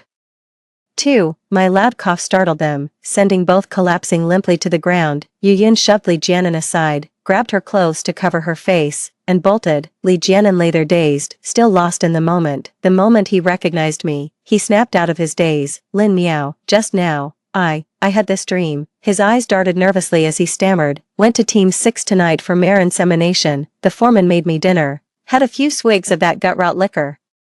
Then passed out when I got back. Somehow I ended up here. Li Jianan's shamelessness knew no bounds, lies rolling off his tongue effortlessly. I couldn't be bothered with his excuses and teased him with a knowing smirk. At least it's horse insemination, better than human insemination. They keep taking advantage of my good nature, walking all over me again and again. Even the most patient person would run out of tolerance. Enough is enough, this crosses the line. Li Jianan threw on his clothes haphazardly and offered to carry my medical kit. I dodged aside and smashed the medical kit hard against his head, caught completely off guard. He collapsed instantly. In an instant, his head was bleeding profusely as he lost consciousness. I yanked down his pants and tore open his shirt, exposing the hickeys on his neck and scratch marks on his chest. I grabbed the medical kit and ran home, shouting as I ran, "Help!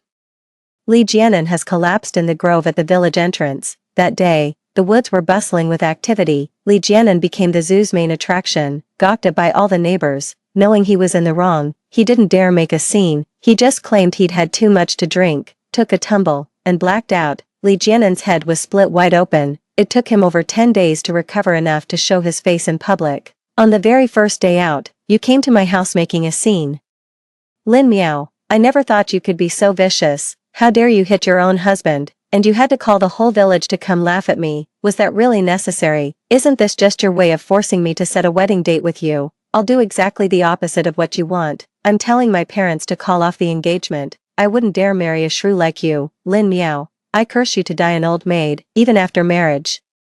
You'll get beaten 3 times a day by your husband. Might as well die already. I crossed my legs casually and retorted, "Go ahead, tell your parents. I'll be waiting. Whoever doesn't call off this engagement is a coward." The Li family parents were reasonable people. They'd heard the neighborhood gossip. Combined with Jianan's disgraceful behavior in the grove that day, even the most doting parents could piece together what had happened. Far from calling off the engagement, they invited our whole family over. The Li family was eager to set a wedding date for me and Jianan. They took advantage of Mr. Li's birthday celebration to prepare a lavish feast. Though my parents held reservations about the lease, they reluctantly agreed to attend after my persistent pleading. Dinner was ready, but Jianan still hadn't returned home. I went looking for Jianan at the production brigade, but instead ran into Yun. Yun was carrying an aluminum lunchbox and a net bag full of apples.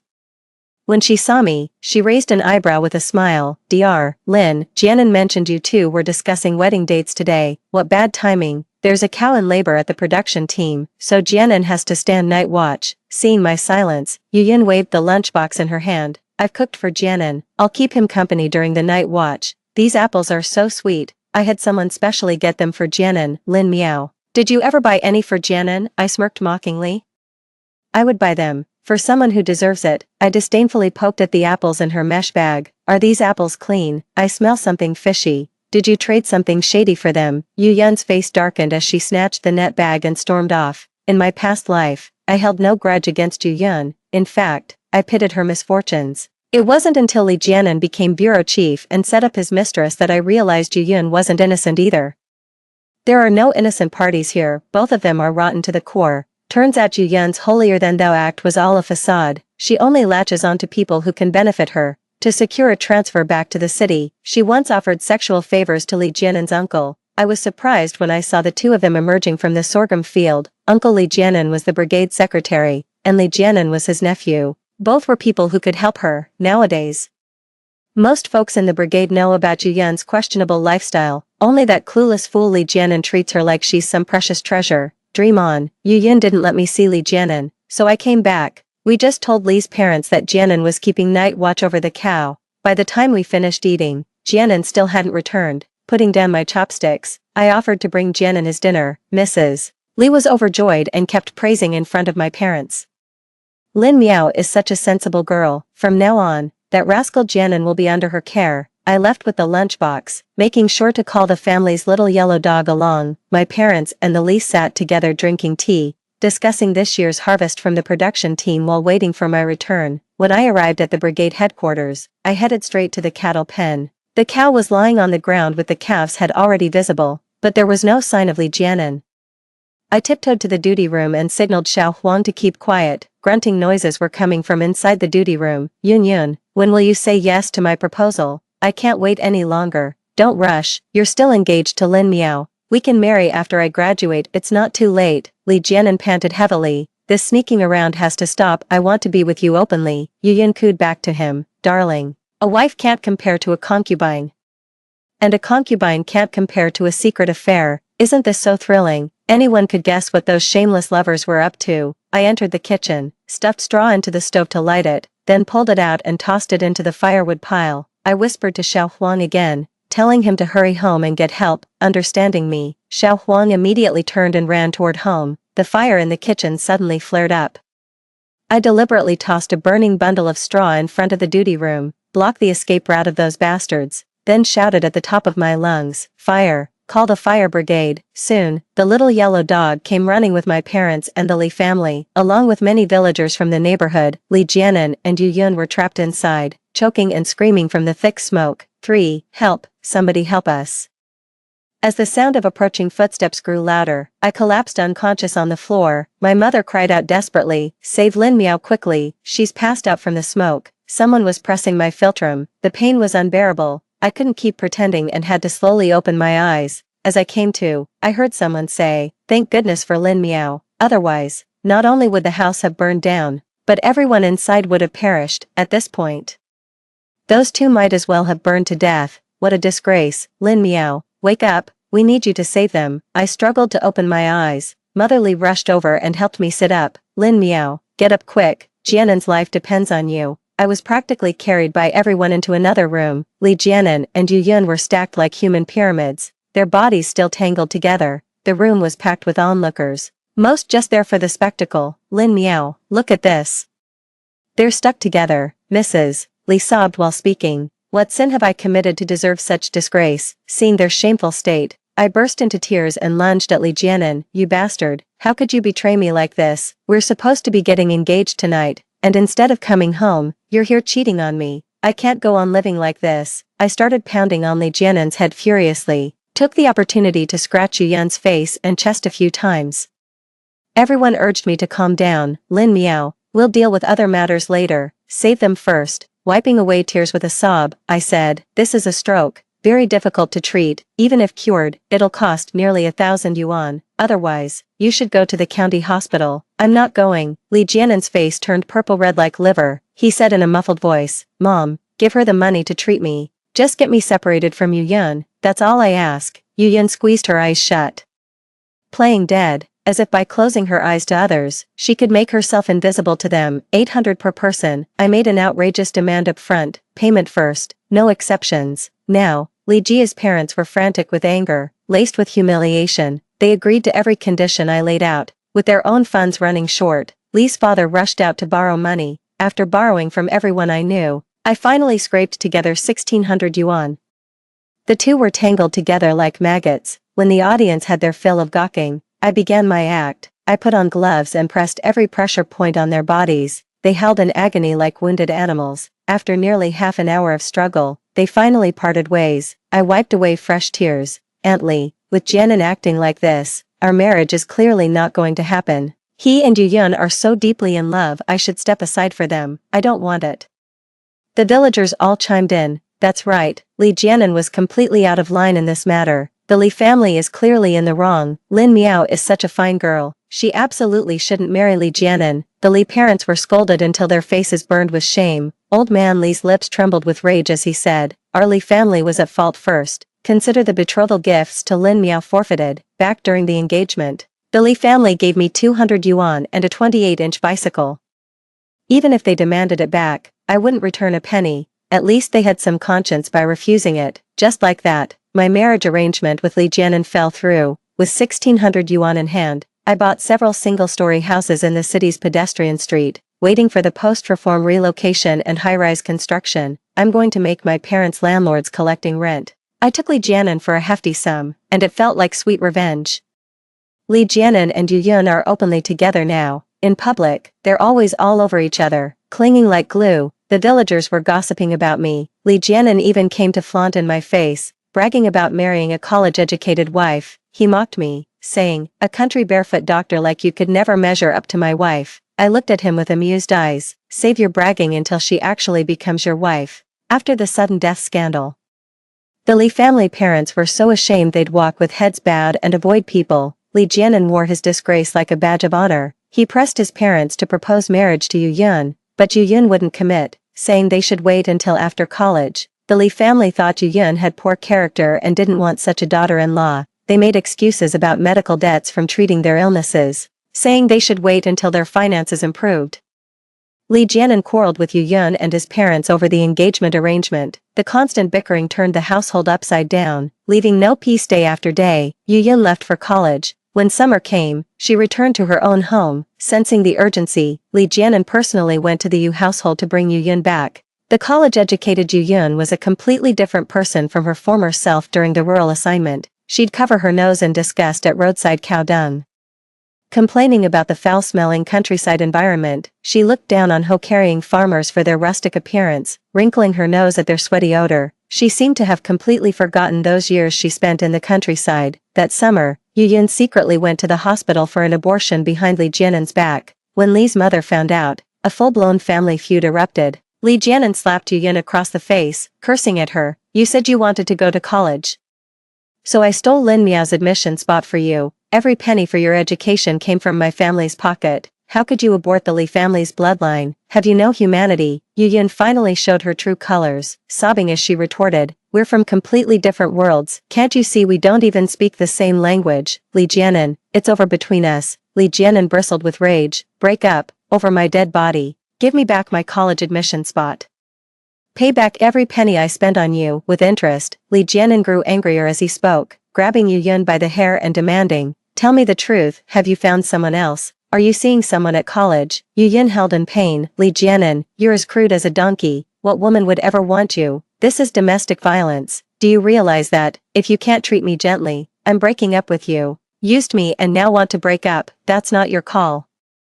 Li Jianan burned with the fury of betrayal. "I'll report you to the school. Getting pregnant out of wedlock and having an abortion. You even stole Lin Miao's admission spot. I'll make sure they expel you." The two grappled violently, their hair disheveled and faces bloodied from the brawl, afraid Li Jianan might actually report her to the school. Yu Yun had no choice but to swallow her pride and apologize. The two made up as if nothing had happened. When I heard this gossip from the neighbors, I nearly burst with silent laughter. In their past life, Li Jianan had always carried a torch for Yu Yun. Little did he know, the feeling wasn't mutual. Yu Yun had been using him all along, treating him as nothing more than a stepping stone. Later, Li Jianan became the bureau chief, gaining both wealth and influence. Ostracized by her in-laws and left with nowhere to turn, Yu Yun had no choice but to reappear before Li Jianan. To Li Jianan, Yu Yun remained his unattainable white moonlight, the one he loved but could never have. He secretly bought a house for Yu Yun behind my back, and the two of them started an affair. As the lawful wife, I was ironically the last to discover their infidelity. In this lifetime, Yu Yun became a college student while Li Jianan remained just a rural veterinarian.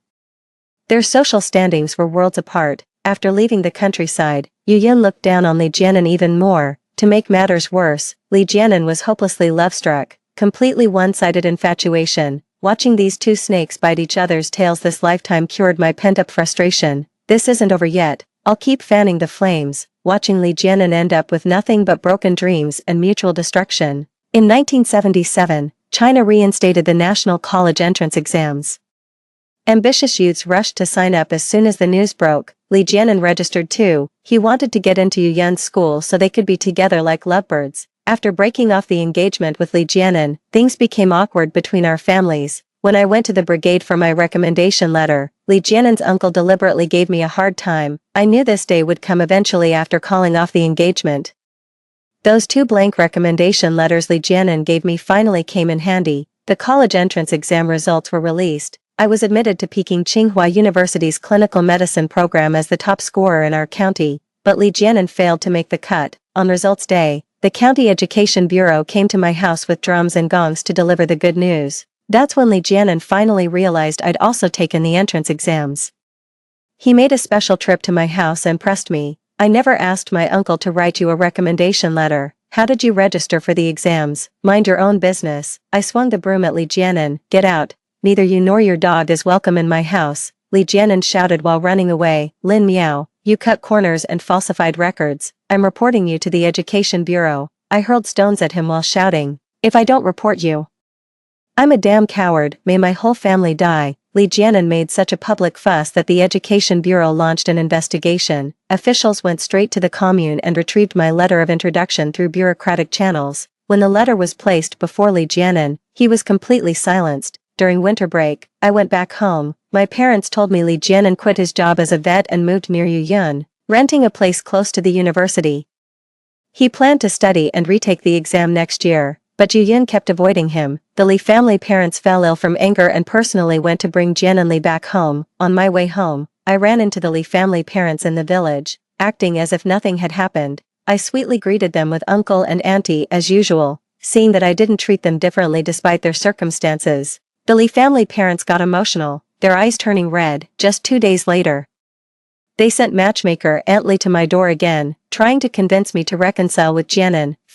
My parents flatly refused. Jianan came to find me and apologized. He kept slapping his own face while speaking. Lin Miao, I'm sorry, I was a complete jerk, too blind to see your worth. That bitch Yuyun played me for a fool. You won't look down on me now, will you? He was sobbing uncontrollably with genuine remorse. It made me sick to my stomach, but I had to put on a show of sympathy.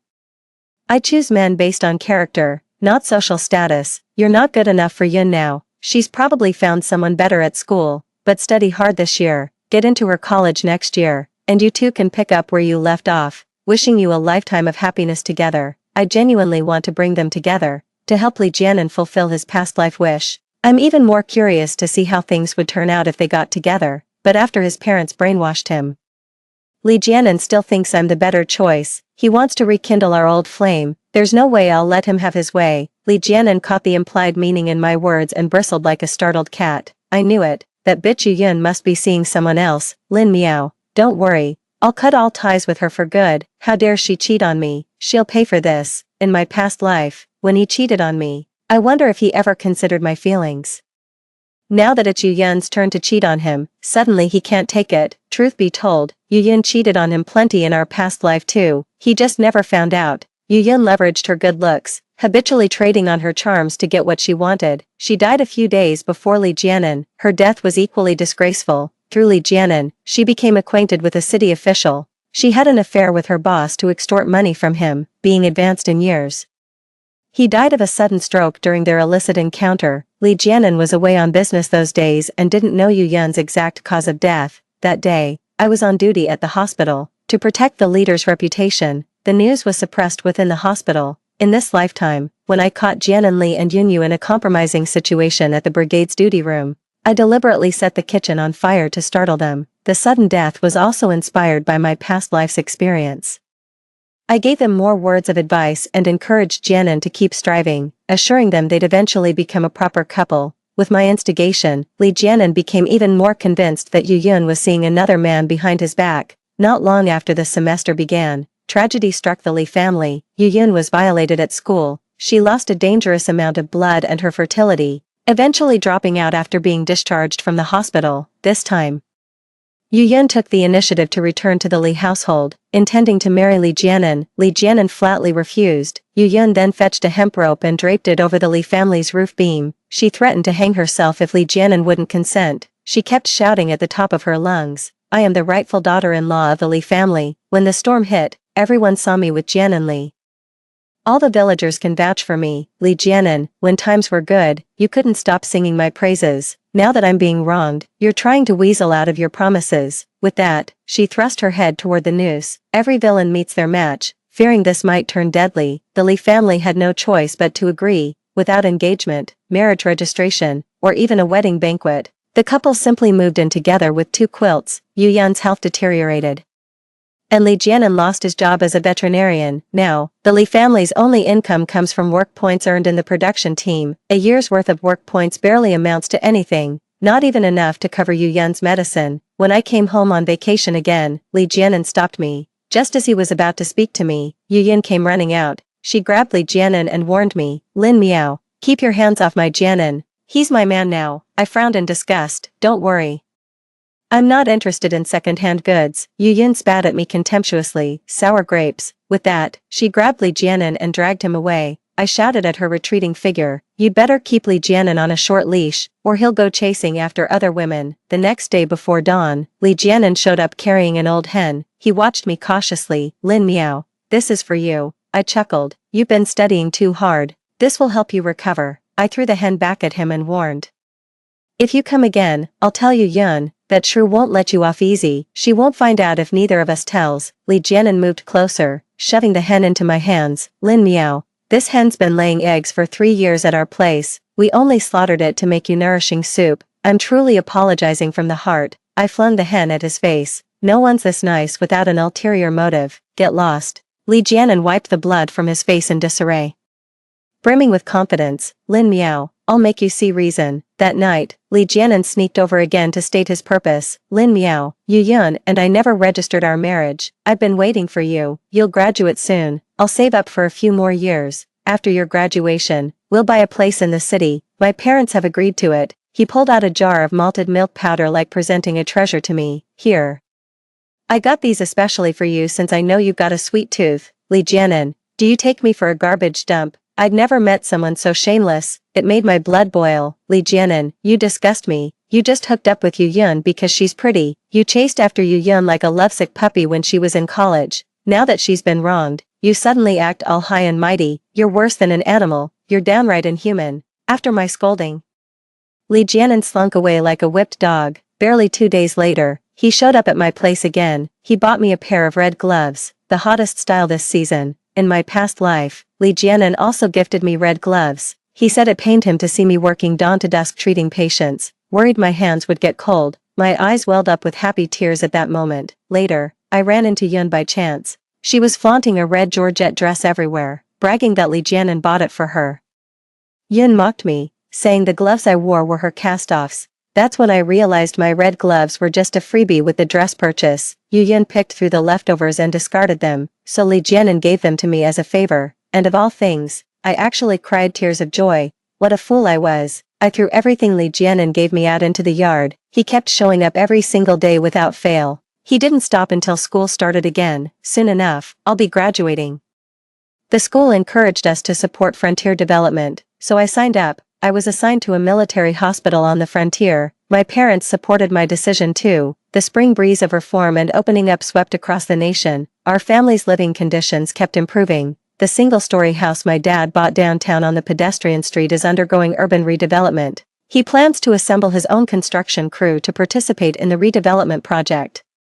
The final vacation before graduation, I ran into Li Jianan when I returned home. His hair turned completely white, and his spirit withered away. A man in his early 20s hunched over like a terminally ill old man. According to my mom, his relationship with Yu Yun grew increasingly strained. Arguments were trivial. They'd frequently escalate into physical fights. Yu Yun was a gluttonous slacker who'd throw tantrums if she went a day without meat, desperate for meat.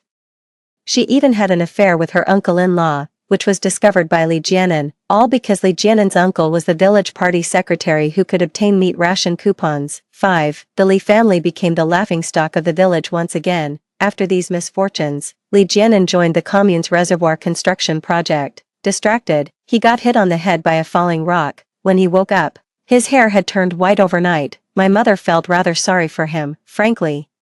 He had it coming. I went up the mountain with Mom to gather firewood while Li Jianan was weeding the fields. When he spotted me, surprise flickered across his face before lighting up with the joy of reunion. I shot him an icy glance. He jolted awake, swiftly turning his back to me. My mother scolded me. "What's the harm in greeting our neighbors? We see them every day in this small community." I sneered at Li Jianan's retreating figure. He wanted to marry Yu Yun and live happily ever after. I made that dream come true for him. 1 lifetime wasn't enough, but 2 made it right. May their love last through 3 rebirths. My mother missed the subtext in my words, but Li Jianan froze in his tracks. At dawn the next day, I went to dump the stove ashes outside the courtyard. Li Jianan crouched at my doorstep with his arms crossed, his hair dusted with frost. No telling how long he'd been squatting there. When he saw me, he sprang to his feet. He rose so abruptly that he stumbled and fell flat on his face. as I was dumping the stove ashes into the pit, he stopped me. Lin Miao, you. After a moment's hesitation, he said, I want to apologize to you. A simple sorry could never make up for the pain and betrayal he caused me in our past life. The entire Li family's prosperity was built by Jianan Li, and every step of Jianan's rise to power was thanks to me. I couldn't bear to look at him and walked away immediately. Lin Miao, if there's another life, would you still marry me? I stopped in my tracks and turned to ask him, do you think I'm pathetic? Li Jianan immediately burst into tears. Lin Miao, I'm sorry, you're the last person I ever wanted to hurt. I sincerely apologize to you. If there's a next life, I'd make it up to you. I'm scum, blinded by lust. I betrayed you and broke your heart. I stared at him intently, sensing my doubt. He stammered, after the injury last time, I had a dream where you helped me become the director, but I ended up betraying you. I let out a long sigh. So he had been reborn too. His apology came too late. I won't be waiting around for him. These days after waking up, it finally dawned on me. Every step that led Yu Yun and me to this point was carefully orchestrated by you. But I don't blame you. I brought this on myself. Even without you, Yu Yun and I wouldn't have been happy. I let out a bitter laugh. If there's a next life, try being a decent person for once. When summer ended, I left my hometown to support development in the border regions. Less than 2 weeks later, my mother wrote to say both Li Jianan and Yu Yun had been imprisoned. Li Jianan had a crisis of conscience and turned himself in. He said he wanted to be a better man. He confessed voluntarily that he had hired local thugs to humiliate Yunyu, which led to her becoming infertile for life and dropping out of school. After learning the truth, Yunyu took an axe and severed one of Jianan Li's arms. In their previous life, Jianan Li begged me to bury them together, hoping to unite him and Yunyu in their next incarnation. I made it happen. In the end, they drifted apart on their own. But their affairs no longer concern me. I have more important matters to attend to. I shall dedicate my youth to building our motherland. Story 2. When the impoverished Shen Ming ordered me to give his little childhood sweetheart 30,000 yuan every month, otherwise he wouldn't accept my sponsorship, I knew he had also been reborn. In my previous life, I poured money and resources into making him the richest man in Asia, but he thought he was born to be a domineering CEO. He even condescendingly threatened me. I'm only giving you this one chance, miss it. And even if you kneel down and beg me, it won't work. I immediately stopped his card, bought him a bottle of sleeping pills, and let him be the richest man in his dreams every day. 1. During the big break, Gu Jingqing came to ask me for money, hugging his little childhood sweetheart. He slapped the note with the bank card number on the table and then ordered me, from now on, you transfer 30,000 yuan of living expenses to Wanner's account every month. Suddenly, the people around cast strange glances. They probably had never seen such an arrogant impoverished student asking someone for money without even a word of explanation. I was so angry that I laughed. Why should I? He turned around, with an expression of how dare you question me, and sneered, it's just 30,000 yuan. Do you still need a reason? 30,000 yuan can't even buy one of my ties. He raised his chin and was about to fasten his tie. But what he was wearing wasn't some high-end custom-made suit, but a sweatshirt bought online for 500 yuan. Gu Jingqing had been President Gu for too long in his previous life and had actually forgotten that he used to be an impoverished student with less money in his pocket than on his face. In my previous life, I spent money and resources to forcefully make him the richest man in Asia, but he thought he was born to be President Gu. He was used to bossing around his subordinates on weekdays and always spoke to me in a tone of notice and command, but without me, what was he? 30,000 yuan for a tie. Are you daydreaming, Gu Jingqing? Before I sponsored you, you couldn't even afford a 10 yuan boxed meal. I coldly laughed and crumpled the note into a ball, casually throwing it into the trash can. Also, why should I give her living expenses? I'm not her mother. Gu Jingqing's face turned livid. Just as he was about to get angry, Song Shaowan, his little childhood sweetheart, blocked him protectively like a mother hen protecting her chicks. Su Ranran, how can you be so vicious? 30,000 yuan is nothing to you, but it's the living expenses for me and brother Gu for a month. Your family is so rich, helping us is only natural. Is it necessary to humiliate us like this? After saying that, she herself cried grievously, Brother Gu, even if my mother and I end up on the streets, I won't allow you to put down your dignity and beg her for my sake. Seeing the little childhood sweetheart who was bullied to tears by me, the vicious woman, Gu Jingqing was so that he quickly pulled her into his arms and comforted her softly. In the previous life, Song Shaowan donated a kidney to him. He thought that was true love and also regarded me as a stumbling block on the road of their relationship, but in fact, I paid a high price for that kidney. Song Xiaowan raised the price at the last moment before the operation to extort me, which was why the two of them had a chance to meet again. Gu Jingqing embezzled public funds to buy her a villa, luxury cars, and pay off her mother's huge gambling debts. I endured it. I don't stop the reborn Gu Jingqing from rekindling his relationship with her. But he actually wants to continue spending my money to repay Song Xiaowan for the kindness of a kidney. Why, do I look like a big fool? I was so angry that I laughed instead. I took out my phone to notify the school to withdraw the sponsorship for Gu Jingqing. Unexpectedly, he took the initiative to say, "Su Ranran, if you don't give her the money, then I don't want your sponsorship either." What kind of threatening tone is this? It seems that his acceptance of my sponsorship is a charity to me, and he also wants me to be grateful. I was really blind in my previous life. How could I like a pretentious man like him who has no destiny of being a domineering CEO but is full of the domineering CEO disease? I found the remittance records I gave him in the past 2 years and endured the nausea. Gu Jingqing, if you're a man with a bit of backbone, return the money you spent of mine. I'll give you a discount. It's a total of 800,000 yuan, 800,000 yuan. I'll pay you back 8 million yuan in 10 years. Gu Jingqing sneered disdainfully and continued to threaten me. However, Su Ranran, listen up, I'm only giving you this one chance, miss it, and even if you kneel down and beg me, it won't work. I racked my brains but couldn't figure out where his honeydew confidence came from. Could he really think that after he topped the Forbes rich list in 10 years, he could just move his fingers and make my family go bankrupt? It's ridiculous. Does he really think he became the richest man by his own strength? Little does he know that it was all because of my family that he was promoted, provide raw materials, technical support, and connections to a dog, and the dog could also become the richest man. Not only does he not feel grateful, but he also fantasizes that I have to fawn over him like those sycophants, looking at his sinister-looking face as if he was saying, if you don't fawn over me, I'll make you look good in 10 years. I rolled my eyes big time.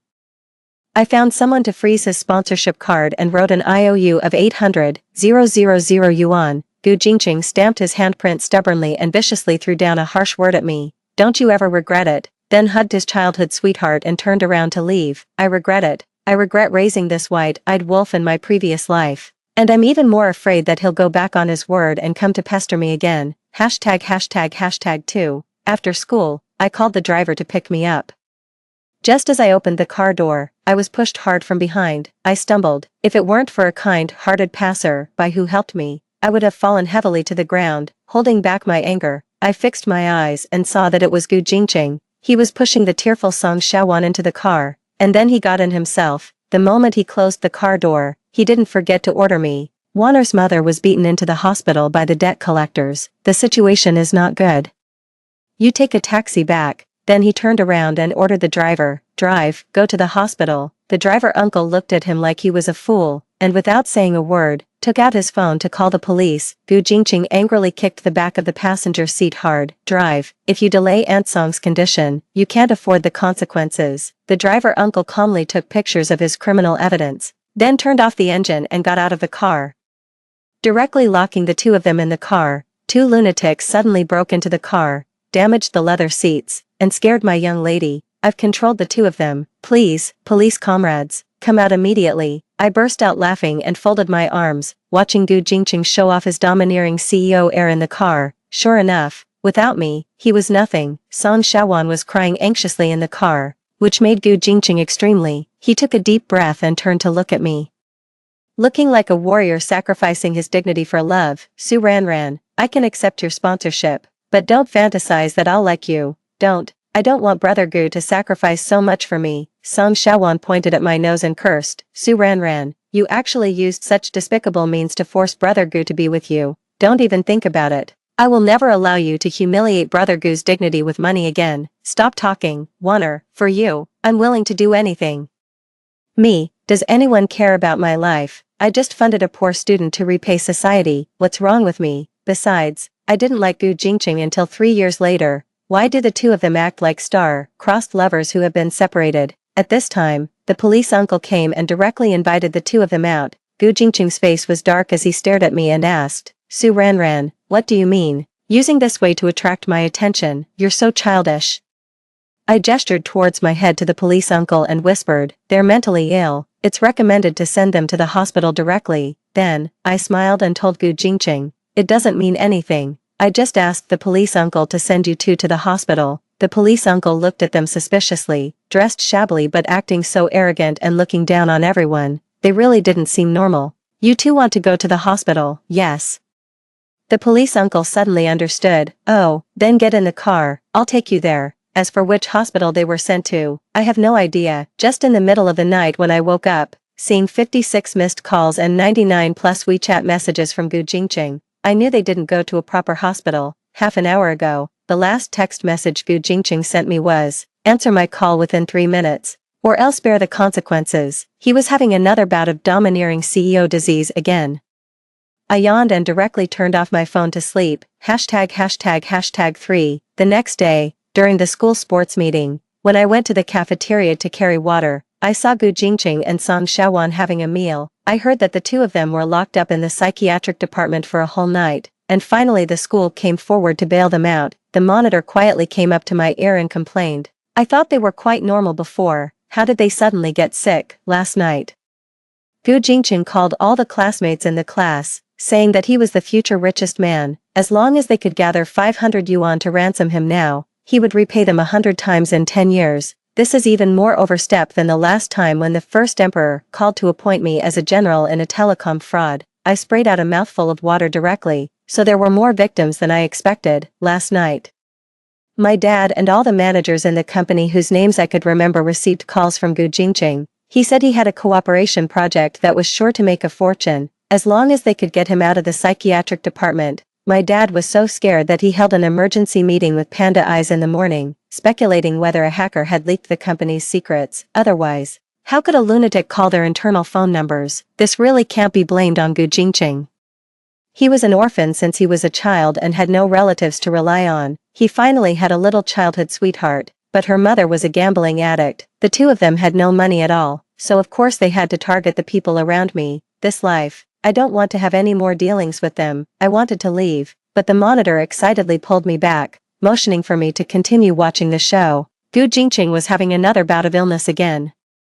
He held a glass of orange juice in his hand and kept shaking it like he was shaking red wine. Looking at the 15 yuan steak in front of him, a sarcastic arc appeared at the corner of his mouth. "This kind of trash also dares to be called food. Throw it on the ground, and even a dog won't eat it." "Brother Gu, I know you look down on this kind of cheap stuff, but you've been hungry for a day. You should at least eat something." Gu Jingqing snorted coldly, "Even if I starve to death, this kind of trash doesn't deserve to enter my stomach." The cafeteria owner who was frying the steak had a hot temper. He chopped a knife on the chopping block. "You two used a coupon to order the cheapest steak here. It's okay to ask me to give an extra serving of spaghetti, but you're still being picky. Eat if you can, and get out if you can't. What kind of status do you have to talk to me like this? Believe it or not, I can make your store close down with just one phone call."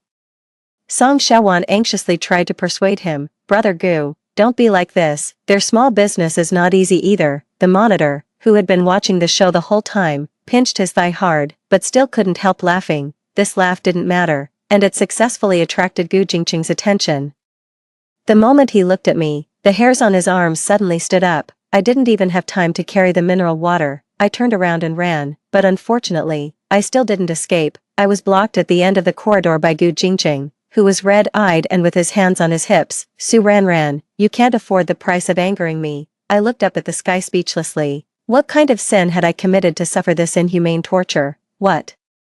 Are you jealous when you see me with Warner? You came up with this way to take revenge on me. Su Ran, this is all you're capable of. However, I advise you to save it and put away those little tricks to seduce me. I've already made a private engagement with Warner. It's absolutely impossible for me to be with you. Stay away from us too in the future. If I find out that you have any improper thoughts again, I won't let you go.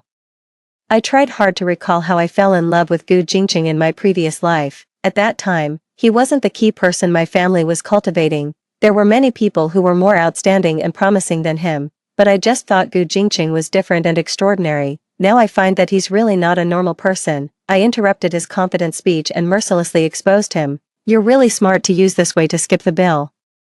Don't think I didn't notice that Gu Jingqing secretly stuffed several pieces of beef into his mouth. He staged such a big show because he didn't have the money to pay for the meal and didn't want to lose face. The cafeteria has a rule that poor students can wash dishes to offset the meal cost, but how could Gu Jingqing, who had been the richest man for a lifetime, lower his face to wash dishes in the back kitchen? Of course, he would push it all to Song Shaowan to do. And I was just the best tool person for him to skip the bill. Gu Jingqing, whose thoughts were exposed by me, became angry from embarrassment and punched the wall behind me. I kindly reminded him, there are surveillance cameras here, dare to touch a single hair of mine, and the money you owe me will double, in 10 years, don't talk about 10 years, you won't even last 10 days before you starve to death. My naked sarcasm completely hurt Gu Jingqing's sensitive and fragile self-esteem. He let go of me and, in extreme anger, laughed instead. Then let's wait and see. ####4 The school sports meeting was undoubtedly the best opportunity for Gu Jingqing to turn things around. On this day, the school would invite business tycoons to visit. Every poor student would actively participate in the competitions. If they performed well, they would be selected to get the opportunity to be sponsored. Gu Jingqing was the long-distance running champion every year, and his academic performance was always in the top 3 in the school. Soon, he attracted the attention of a real estate tycoon. The head teacher immediately pulled Gu Jingqing over and praised him to the skies. Mr. Li, this classmate Gu is a top-notch student who can definitely get into Tsinghua University. Sponsoring him is definitely the right choice. In the previous life, Gu Jingqing did get into Tsinghua University, but he wasn't a good student, but a disaster. The kind that whoever gets involved with him will have bad luck. Mr. Li nodded in satisfaction. Not bad. From now on, our company will sponsor you 5,000 yuan per month until you graduate from university. 5,000 yuan. Gu Jingqing's face immediately fell. Are you humiliating me with 5,000 yuan? Classmate, 5,000 yuan is not a small amount. It's enough for your daily expenses at school. He looked down his nose and sneered sarcastically. The real estate industry is in decline and doesn't have much room for development in the future. I reluctantly accept your sponsorship, but you only give me 5,000 yuan. How can I form a team and do research in the future? I'm different from those poor students who just muddle along and stretch out their hands for money. In the future, I'm going to lead the team to the top of international technology. If you can't afford to sponsor me, then make way for others. After saying that, regardless of Mr. Li's face turning purplish with anger, he turned around and left. The head teacher was furious and called out to him, Gu Jingqing. He turned around, with his hands in his pockets. In the future, don't recommend companies in sunset industries like this to me. The people who sponsor me should at least have a net worth higher than Su Ranran's parents. I will review their qualifications one by one. Those who don't meet the standards have no right to sponsor me. His words made Mr. Li extremely angry. No matter how the principal and the head teacher apologized, he firmly refused to sponsor the poor students in our school anymore. This also directly implicated 2 other innocent classmates. The twin sisters who had grown up with their grandparents since childhood were so excited that they cried when they heard that a company was willing to sponsor them to go to college. But because of Gu Jingqing's actions, the opportunity was gone. And the 2 sisters squatted on the ground crying bitterly. I couldn't stand it anymore and stepped forward to comfort them. It doesn't matter. Su's group is willing to sponsor you. Really, is 10,000 yuan per person per month enough? No, that's too much. 2,000 yuan for the 2 of us per month is enough. The 2 sisters knelt on the ground and kowtowed to me. Thank you. My sister and I will definitely repay your great kindness after we graduate from college. Look, there are still grateful people in the world. After the school sports meeting, the class held a dinner party. As 2 penniless parasites, it was no surprise that they came to freeload. Gu Jingqing didn't pay a single cent but sat in the main seat, being picky about everything. The decoration was bad, the service was bad, and the dishes were bad. He might as well have written the word disdain on his face. The head teacher and the classmates were almost annoyed to death by them. During the day, Gu Jingqing not only angered an investor but also made our class lose 2 medals that we should have won. The reason was that Song Shaowan fell while doing the long jump and scraped her knee. Gu Jingqing,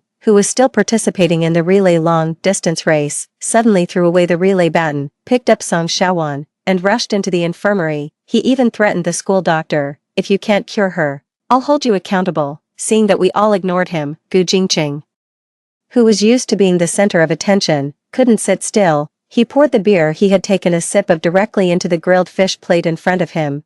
then tapped his fingers on the table and coldly asked, "Who chose this place? The taste is so bad." Gu Jingqing knew very well that this restaurant was owned by my family and was deliberately trying to make things difficult for me. The monitor couldn't stand it anymore and retorted, "Classmate Gu, we all think this place is very good, do you have any dissatisfaction?" "Good," Gu Jingqing sneered, "have you ever seen a really good restaurant? It's a pity that you'll never get to see it in your life." Song Xiaowan also chimed in, "Some people are just born with a poor and shabby fate, brother Gu, don't argue with them, they'll never be able to catch up with you in their lives." One was bragging hard, and the other was flattering hard. The two of them were really a match made in heaven. I held down the monitor's hand, which was shaking with anger, and smiled. "The future richest man surely doesn't need us poor people to chip in for the meal, right? Then, I'll trouble the richest man to pay the bill for today's class dinner." I put the bill in front of him, and Gu Jingqing took a look but didn't say anything. I immediately exclaimed, 3,000 yuan is nothing to classmate Gu, right? Not to mention 3,000 yuan, Gu Jingqing couldn't even find 30 yuan on him. He knew I was deliberately belittling him, but for the sake of his richest man face, he took the bill and went out, dragging Song Xiaowan beside him. When they came back, the heirloom jade pendant around Song Xiaowan's neck was gone. She glared at me viciously, as if I was the one who had sold her heirloom to show off. Just then, a group of uninvited guests burst into the party, ###5, without saying a word. They grabbed Song Xiaowan and dragged her out. Judging from their appearance and attire, they looked like hooligans, and they were swearing foully, "Your mother owes us usury. If you don't pay it back today, don't blame us brothers for being rude. That's what my mother owes you. Go find her. I'm just a student. I don't have any money." Song Xiaowan's face turned pale with fright, and she tightly grabbed the table corner, refusing to let go. After all, they were classmates. Several boys in the class wanted to save her, but they were forced back by the hooligans brandishing knives. The leader of the hooligans waved Song Xiaowan's student ID in front of her and said that her mother had escaped from the hospital that morning. Before leaving, she left a letter saying that the daughter should pay off the mother's debt and that she was giving Song Xiaowan to them to pay off the debt. I suddenly remembered that in the previous life, Song Xiaowan sold her kidney and even blackmailed me. Presumably, she was also forced by her mother. However, a poor person must have something hateful about them. She should never have killed me in order to cling to Gu Jingqing, this big tree. Just as Song Xiaowan was being forcibly dragged away, she suddenly shouted, "I have money, I have money. My boyfriend is the future richest man. He promised me that he would definitely pay off the debt for me." Future richest man.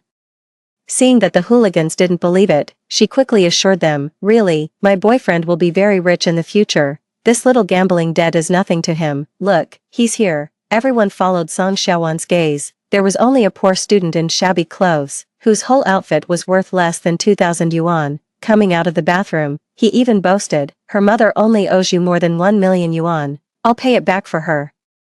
Then he turned around and borrowed a pen and paper from the waiter and skillfully wrote down his name, just like signing a check in the previous life. "In 10 years, I'll pay you back 10 times the principal and interest." The hooligans laughed angrily and directly tore the IOU into pieces and threw them in Gu Jingqing's face. TSK. I felt embarrassed for him at this scene. Seeing that the hooligans didn't appreciate it, Gu Jingqing singled me out from the onlookers. "Su Ran.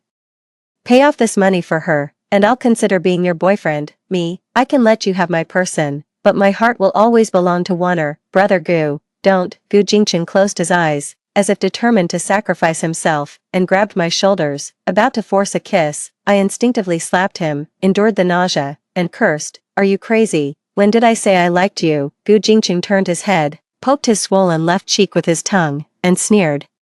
"Pretend all you want. In the previous life, you were crazy about me. Please, when you were reborn, bring some brains with you." "Okay, in the previous life, I did like you, but that was also 3 years later. Now, I don't know you well. Don't come looking for a beating." Sure enough, you also have memories of the previous life. Gu Jingqing wasn't the least bit surprised. After all, the three of us died together in the previous life, since both he and Song Xiaowan were reborn.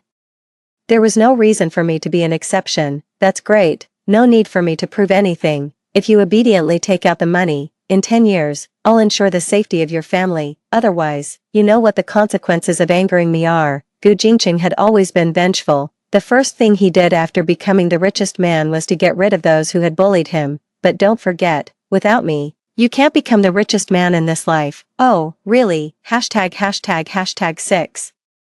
I rolled my eyes helplessly, afraid of getting into trouble. I turned around and quickly fled the scene. Gu Jingqing was still chasing after me, threatening. Su Ran, I promise you will pay a heavy price for your wrong decision today. Later, I heard the story of what happened after I left that day from the monitor. In order to get away, Gu Jingqing told the debt collectors that he had a connection with their boss. In the previous life, their boss had fawned over him to make money. But unfortunately, he didn't take a fancy to him. In this life, as long as they showed him some face and wiped out the debt, in 10 years, he would surely lead them to do business and make a fortune. As a result, they thought he was crazy and directly beat him up. If the monitor hadn't secretly called the police, the two of them would have been thrown into the Huangpu River to feed the fish. The monitor directed the classmates to move Gu Jingqing and Song Xiaowan's desks out, he said. These two dropped out of school. They said they were going to start a business and make a fortune. I knew about this. A few days ago, Gu Jingqing sent me a WeChat message to provoke me, saying that he would soon make me lose everything and asking me if I regretted it in the previous life. If you hadn't brought people to catch us cheating and had turned a blind eye to Wanner's existence, maybe you could have always been the richest man's wife. It's a pity that you just couldn't tolerate her. I replied to him, who do you think you are? You still want to keep a mistress outside. Do you deserve it? Huh, now it seems that Wanner is indeed more suitable to be the richest man's wife than you. Get lost, you gigolo. In the previous life, I knew that Gu Jingqing secretly embezzled public funds to buy a luxury house and cars for Song Xiaowan and that the two of them plotted to kill me. I endured it to find the evidence to make him leave the house penniless. After I firmly held the real power, I went to expose the true features of this adulterous couple. At that time, Song Xiaowan was already 6 months pregnant and was racking her brains to force me out. Seeing me come to catch them cheating, she was still looking smug. But when the lawyer announced that Gu Jingqing wouldn't get a single cent, Song Xiaowan couldn't sit still. She secretly turned on the gas in the kitchen and, taking me by surprise, pushed me in, trying to silence me. At the moment before the gas explosion, I dragged the two of them in with me, one in each hand, with their 3 lives as my companions in death. No matter how you calculate it, I didn't lose. In this life, I didn't want to have any more dealings with them. But since Gu Jingqing insisted on tearing his face off with me, there was nothing I could do. 3 days later, I went to the business incubation base with my father and saw Gu Jingqing. He dropped out of school and settled here, wanting to replicate the path to success in the previous life. But how could it be that easy? Which company would trust a high school dropout? In the previous life, he had a Tsinghua University degree and my recommendation. He could stand on the podium and tell those busy CEOs his ideas, but in this life, he didn't even have the qualification to enter the door. He even sneaked in by bribing the security guard. Gu Jingqing was extremely proud when he saw me and deliberately hid his business plan behind his back. I won't cooperate with Su's group. No matter who I cooperate with, Su Ran, give up. Is it possible that I'm here to invest in someone else? I'm not interested in him at all. Hashtag 7. In fact, in the previous life, my father valued my senior, Su Yi, the most. He was also a top-notch graduate from Tsinghua University. He was low-key, reliable in handling things, and much more mature in thinking than Gu Jingqing. My father intended to match us up and cultivate him to be the successor. Unfortunately, in the previous life, the person I liked wasn't him. Su Yi could only reluctantly become the vice president of the group. It can be said that Gu Jingqing was only the richest man in name, while the real person in power of the group was Su Yi. Because of me, he had been wronged for too long. In this life, I will return the glory that belongs to him. After just half an hour of his speech, my father decided to invest in him. After the event, Su Yi specifically found me to thank me. I heard that it was your strong recommendation that convinced Chairman Su to come and listen to my speech in person. Thank you.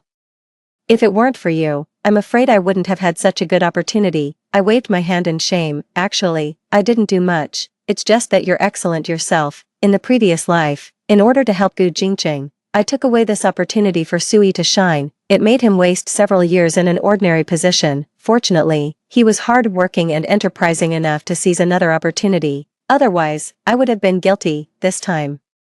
I returned the opportunity to him, and Su Yi quickly made great progress in his career and became my father's right-hand man. I also successfully got into Tsinghua University and entered Su Yi's research team. Later, Song Xiaowan specifically came to the school to find me and showed off in front of me. Brother Gu has already secured investment, although 5 million yuan is a bit less. This is just the first step for him to become the richest man. I believe that in less than 10 years, he will return to his original position." Then she looked at me contemptuously and said, "You were the richest man's wife for so long. In this life, it's my turn to enjoy the blessings. Don't worry, this blessing is all yours." Before Gu Jingqing could show off in front of me in person, bad news came. Gu Jingqing was cheated. They just gave him a little sweetener, and then they cheated him out of everything. His patent was bought for 1 yuan.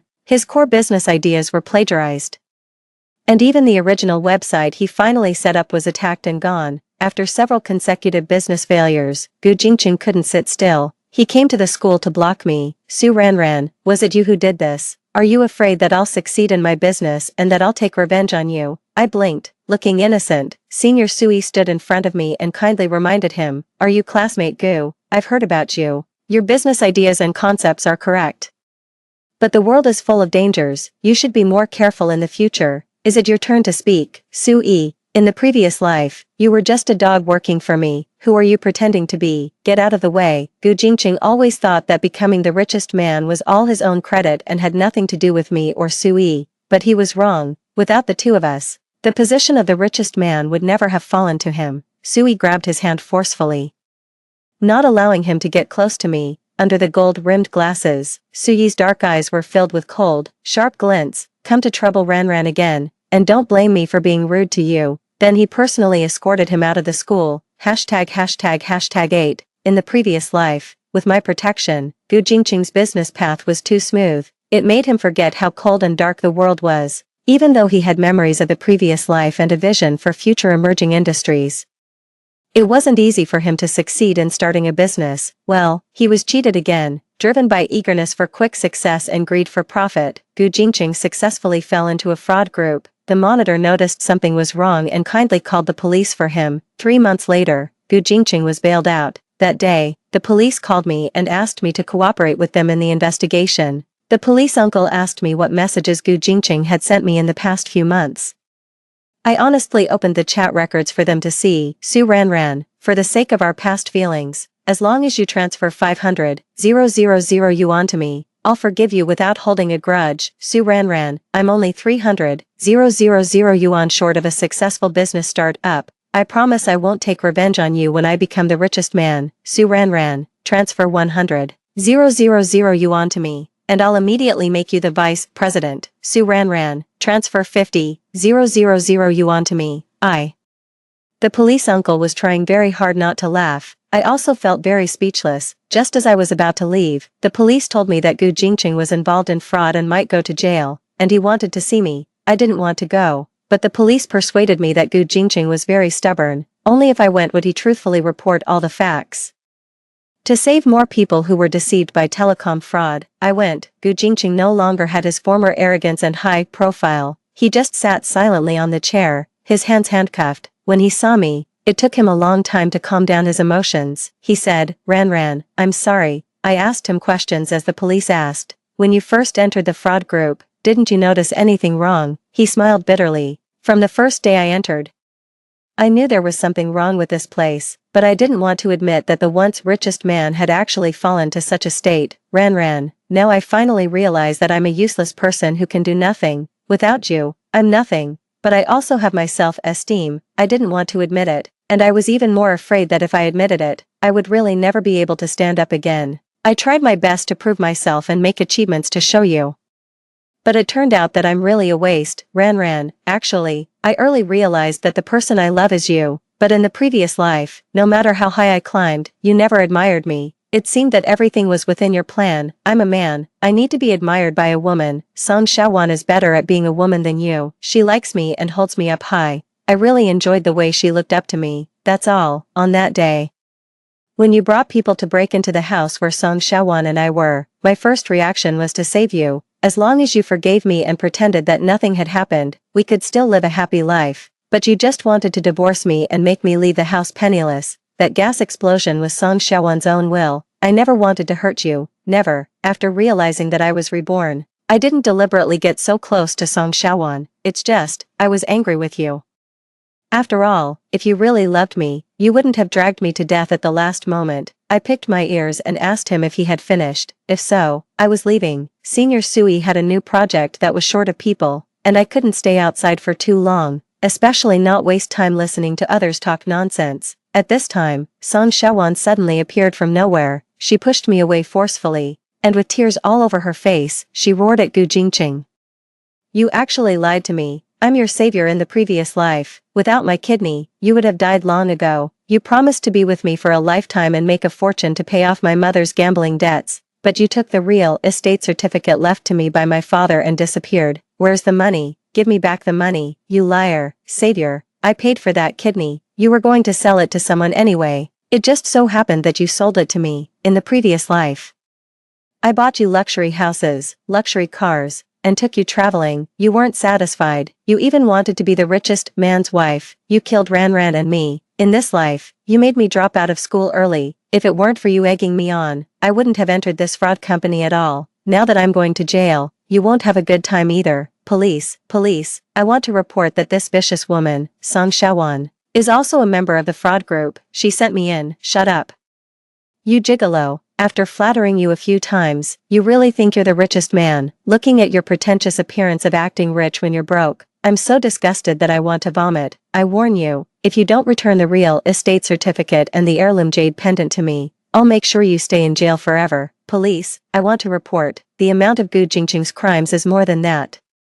I hadn't had enough of watching this dog-eat-dog show when Song Shawan rushed out to report to the police, for fear that if she was a second late, Gu Jingqing wouldn't be able to sit through the prison term. Gu Jingqing looked at me eagerly and begged me, Ran, for the sake of our past life as husband and wife, can you help me? I know that as long as you take action, I can spend a few years less in prison. Do you know how many families will be torn apart by telecom fraud? Gu Jingqing, you deserve all of this. Go and receive reform in prison. ###9. Gu Jingqing's judgment was handed down, and he was sentenced to 3 years in prison. Since that day, Song Shawan had disappeared. It was said that one day, she went to the police in a battered state to report that her gambling-addicted mother had sold her to a rich old man with special hobbies as a pet. She couldn't take it anymore and begged the police to save her. At first, the police would go out to check. But the old man took out their marriage certificate and the testimony of Song Shawan's mother in court. In the end, it was determined as a family conflict and the case was closed. Later, there was no news of Song Shawan anymore. The day Gu Jingqing was released from prison happened to be our class reunion. He came, but he didn't show up. He just stood in the distance, took a look at me, and then turned around and fled. After 3 years in prison, he no longer had the look of his former self.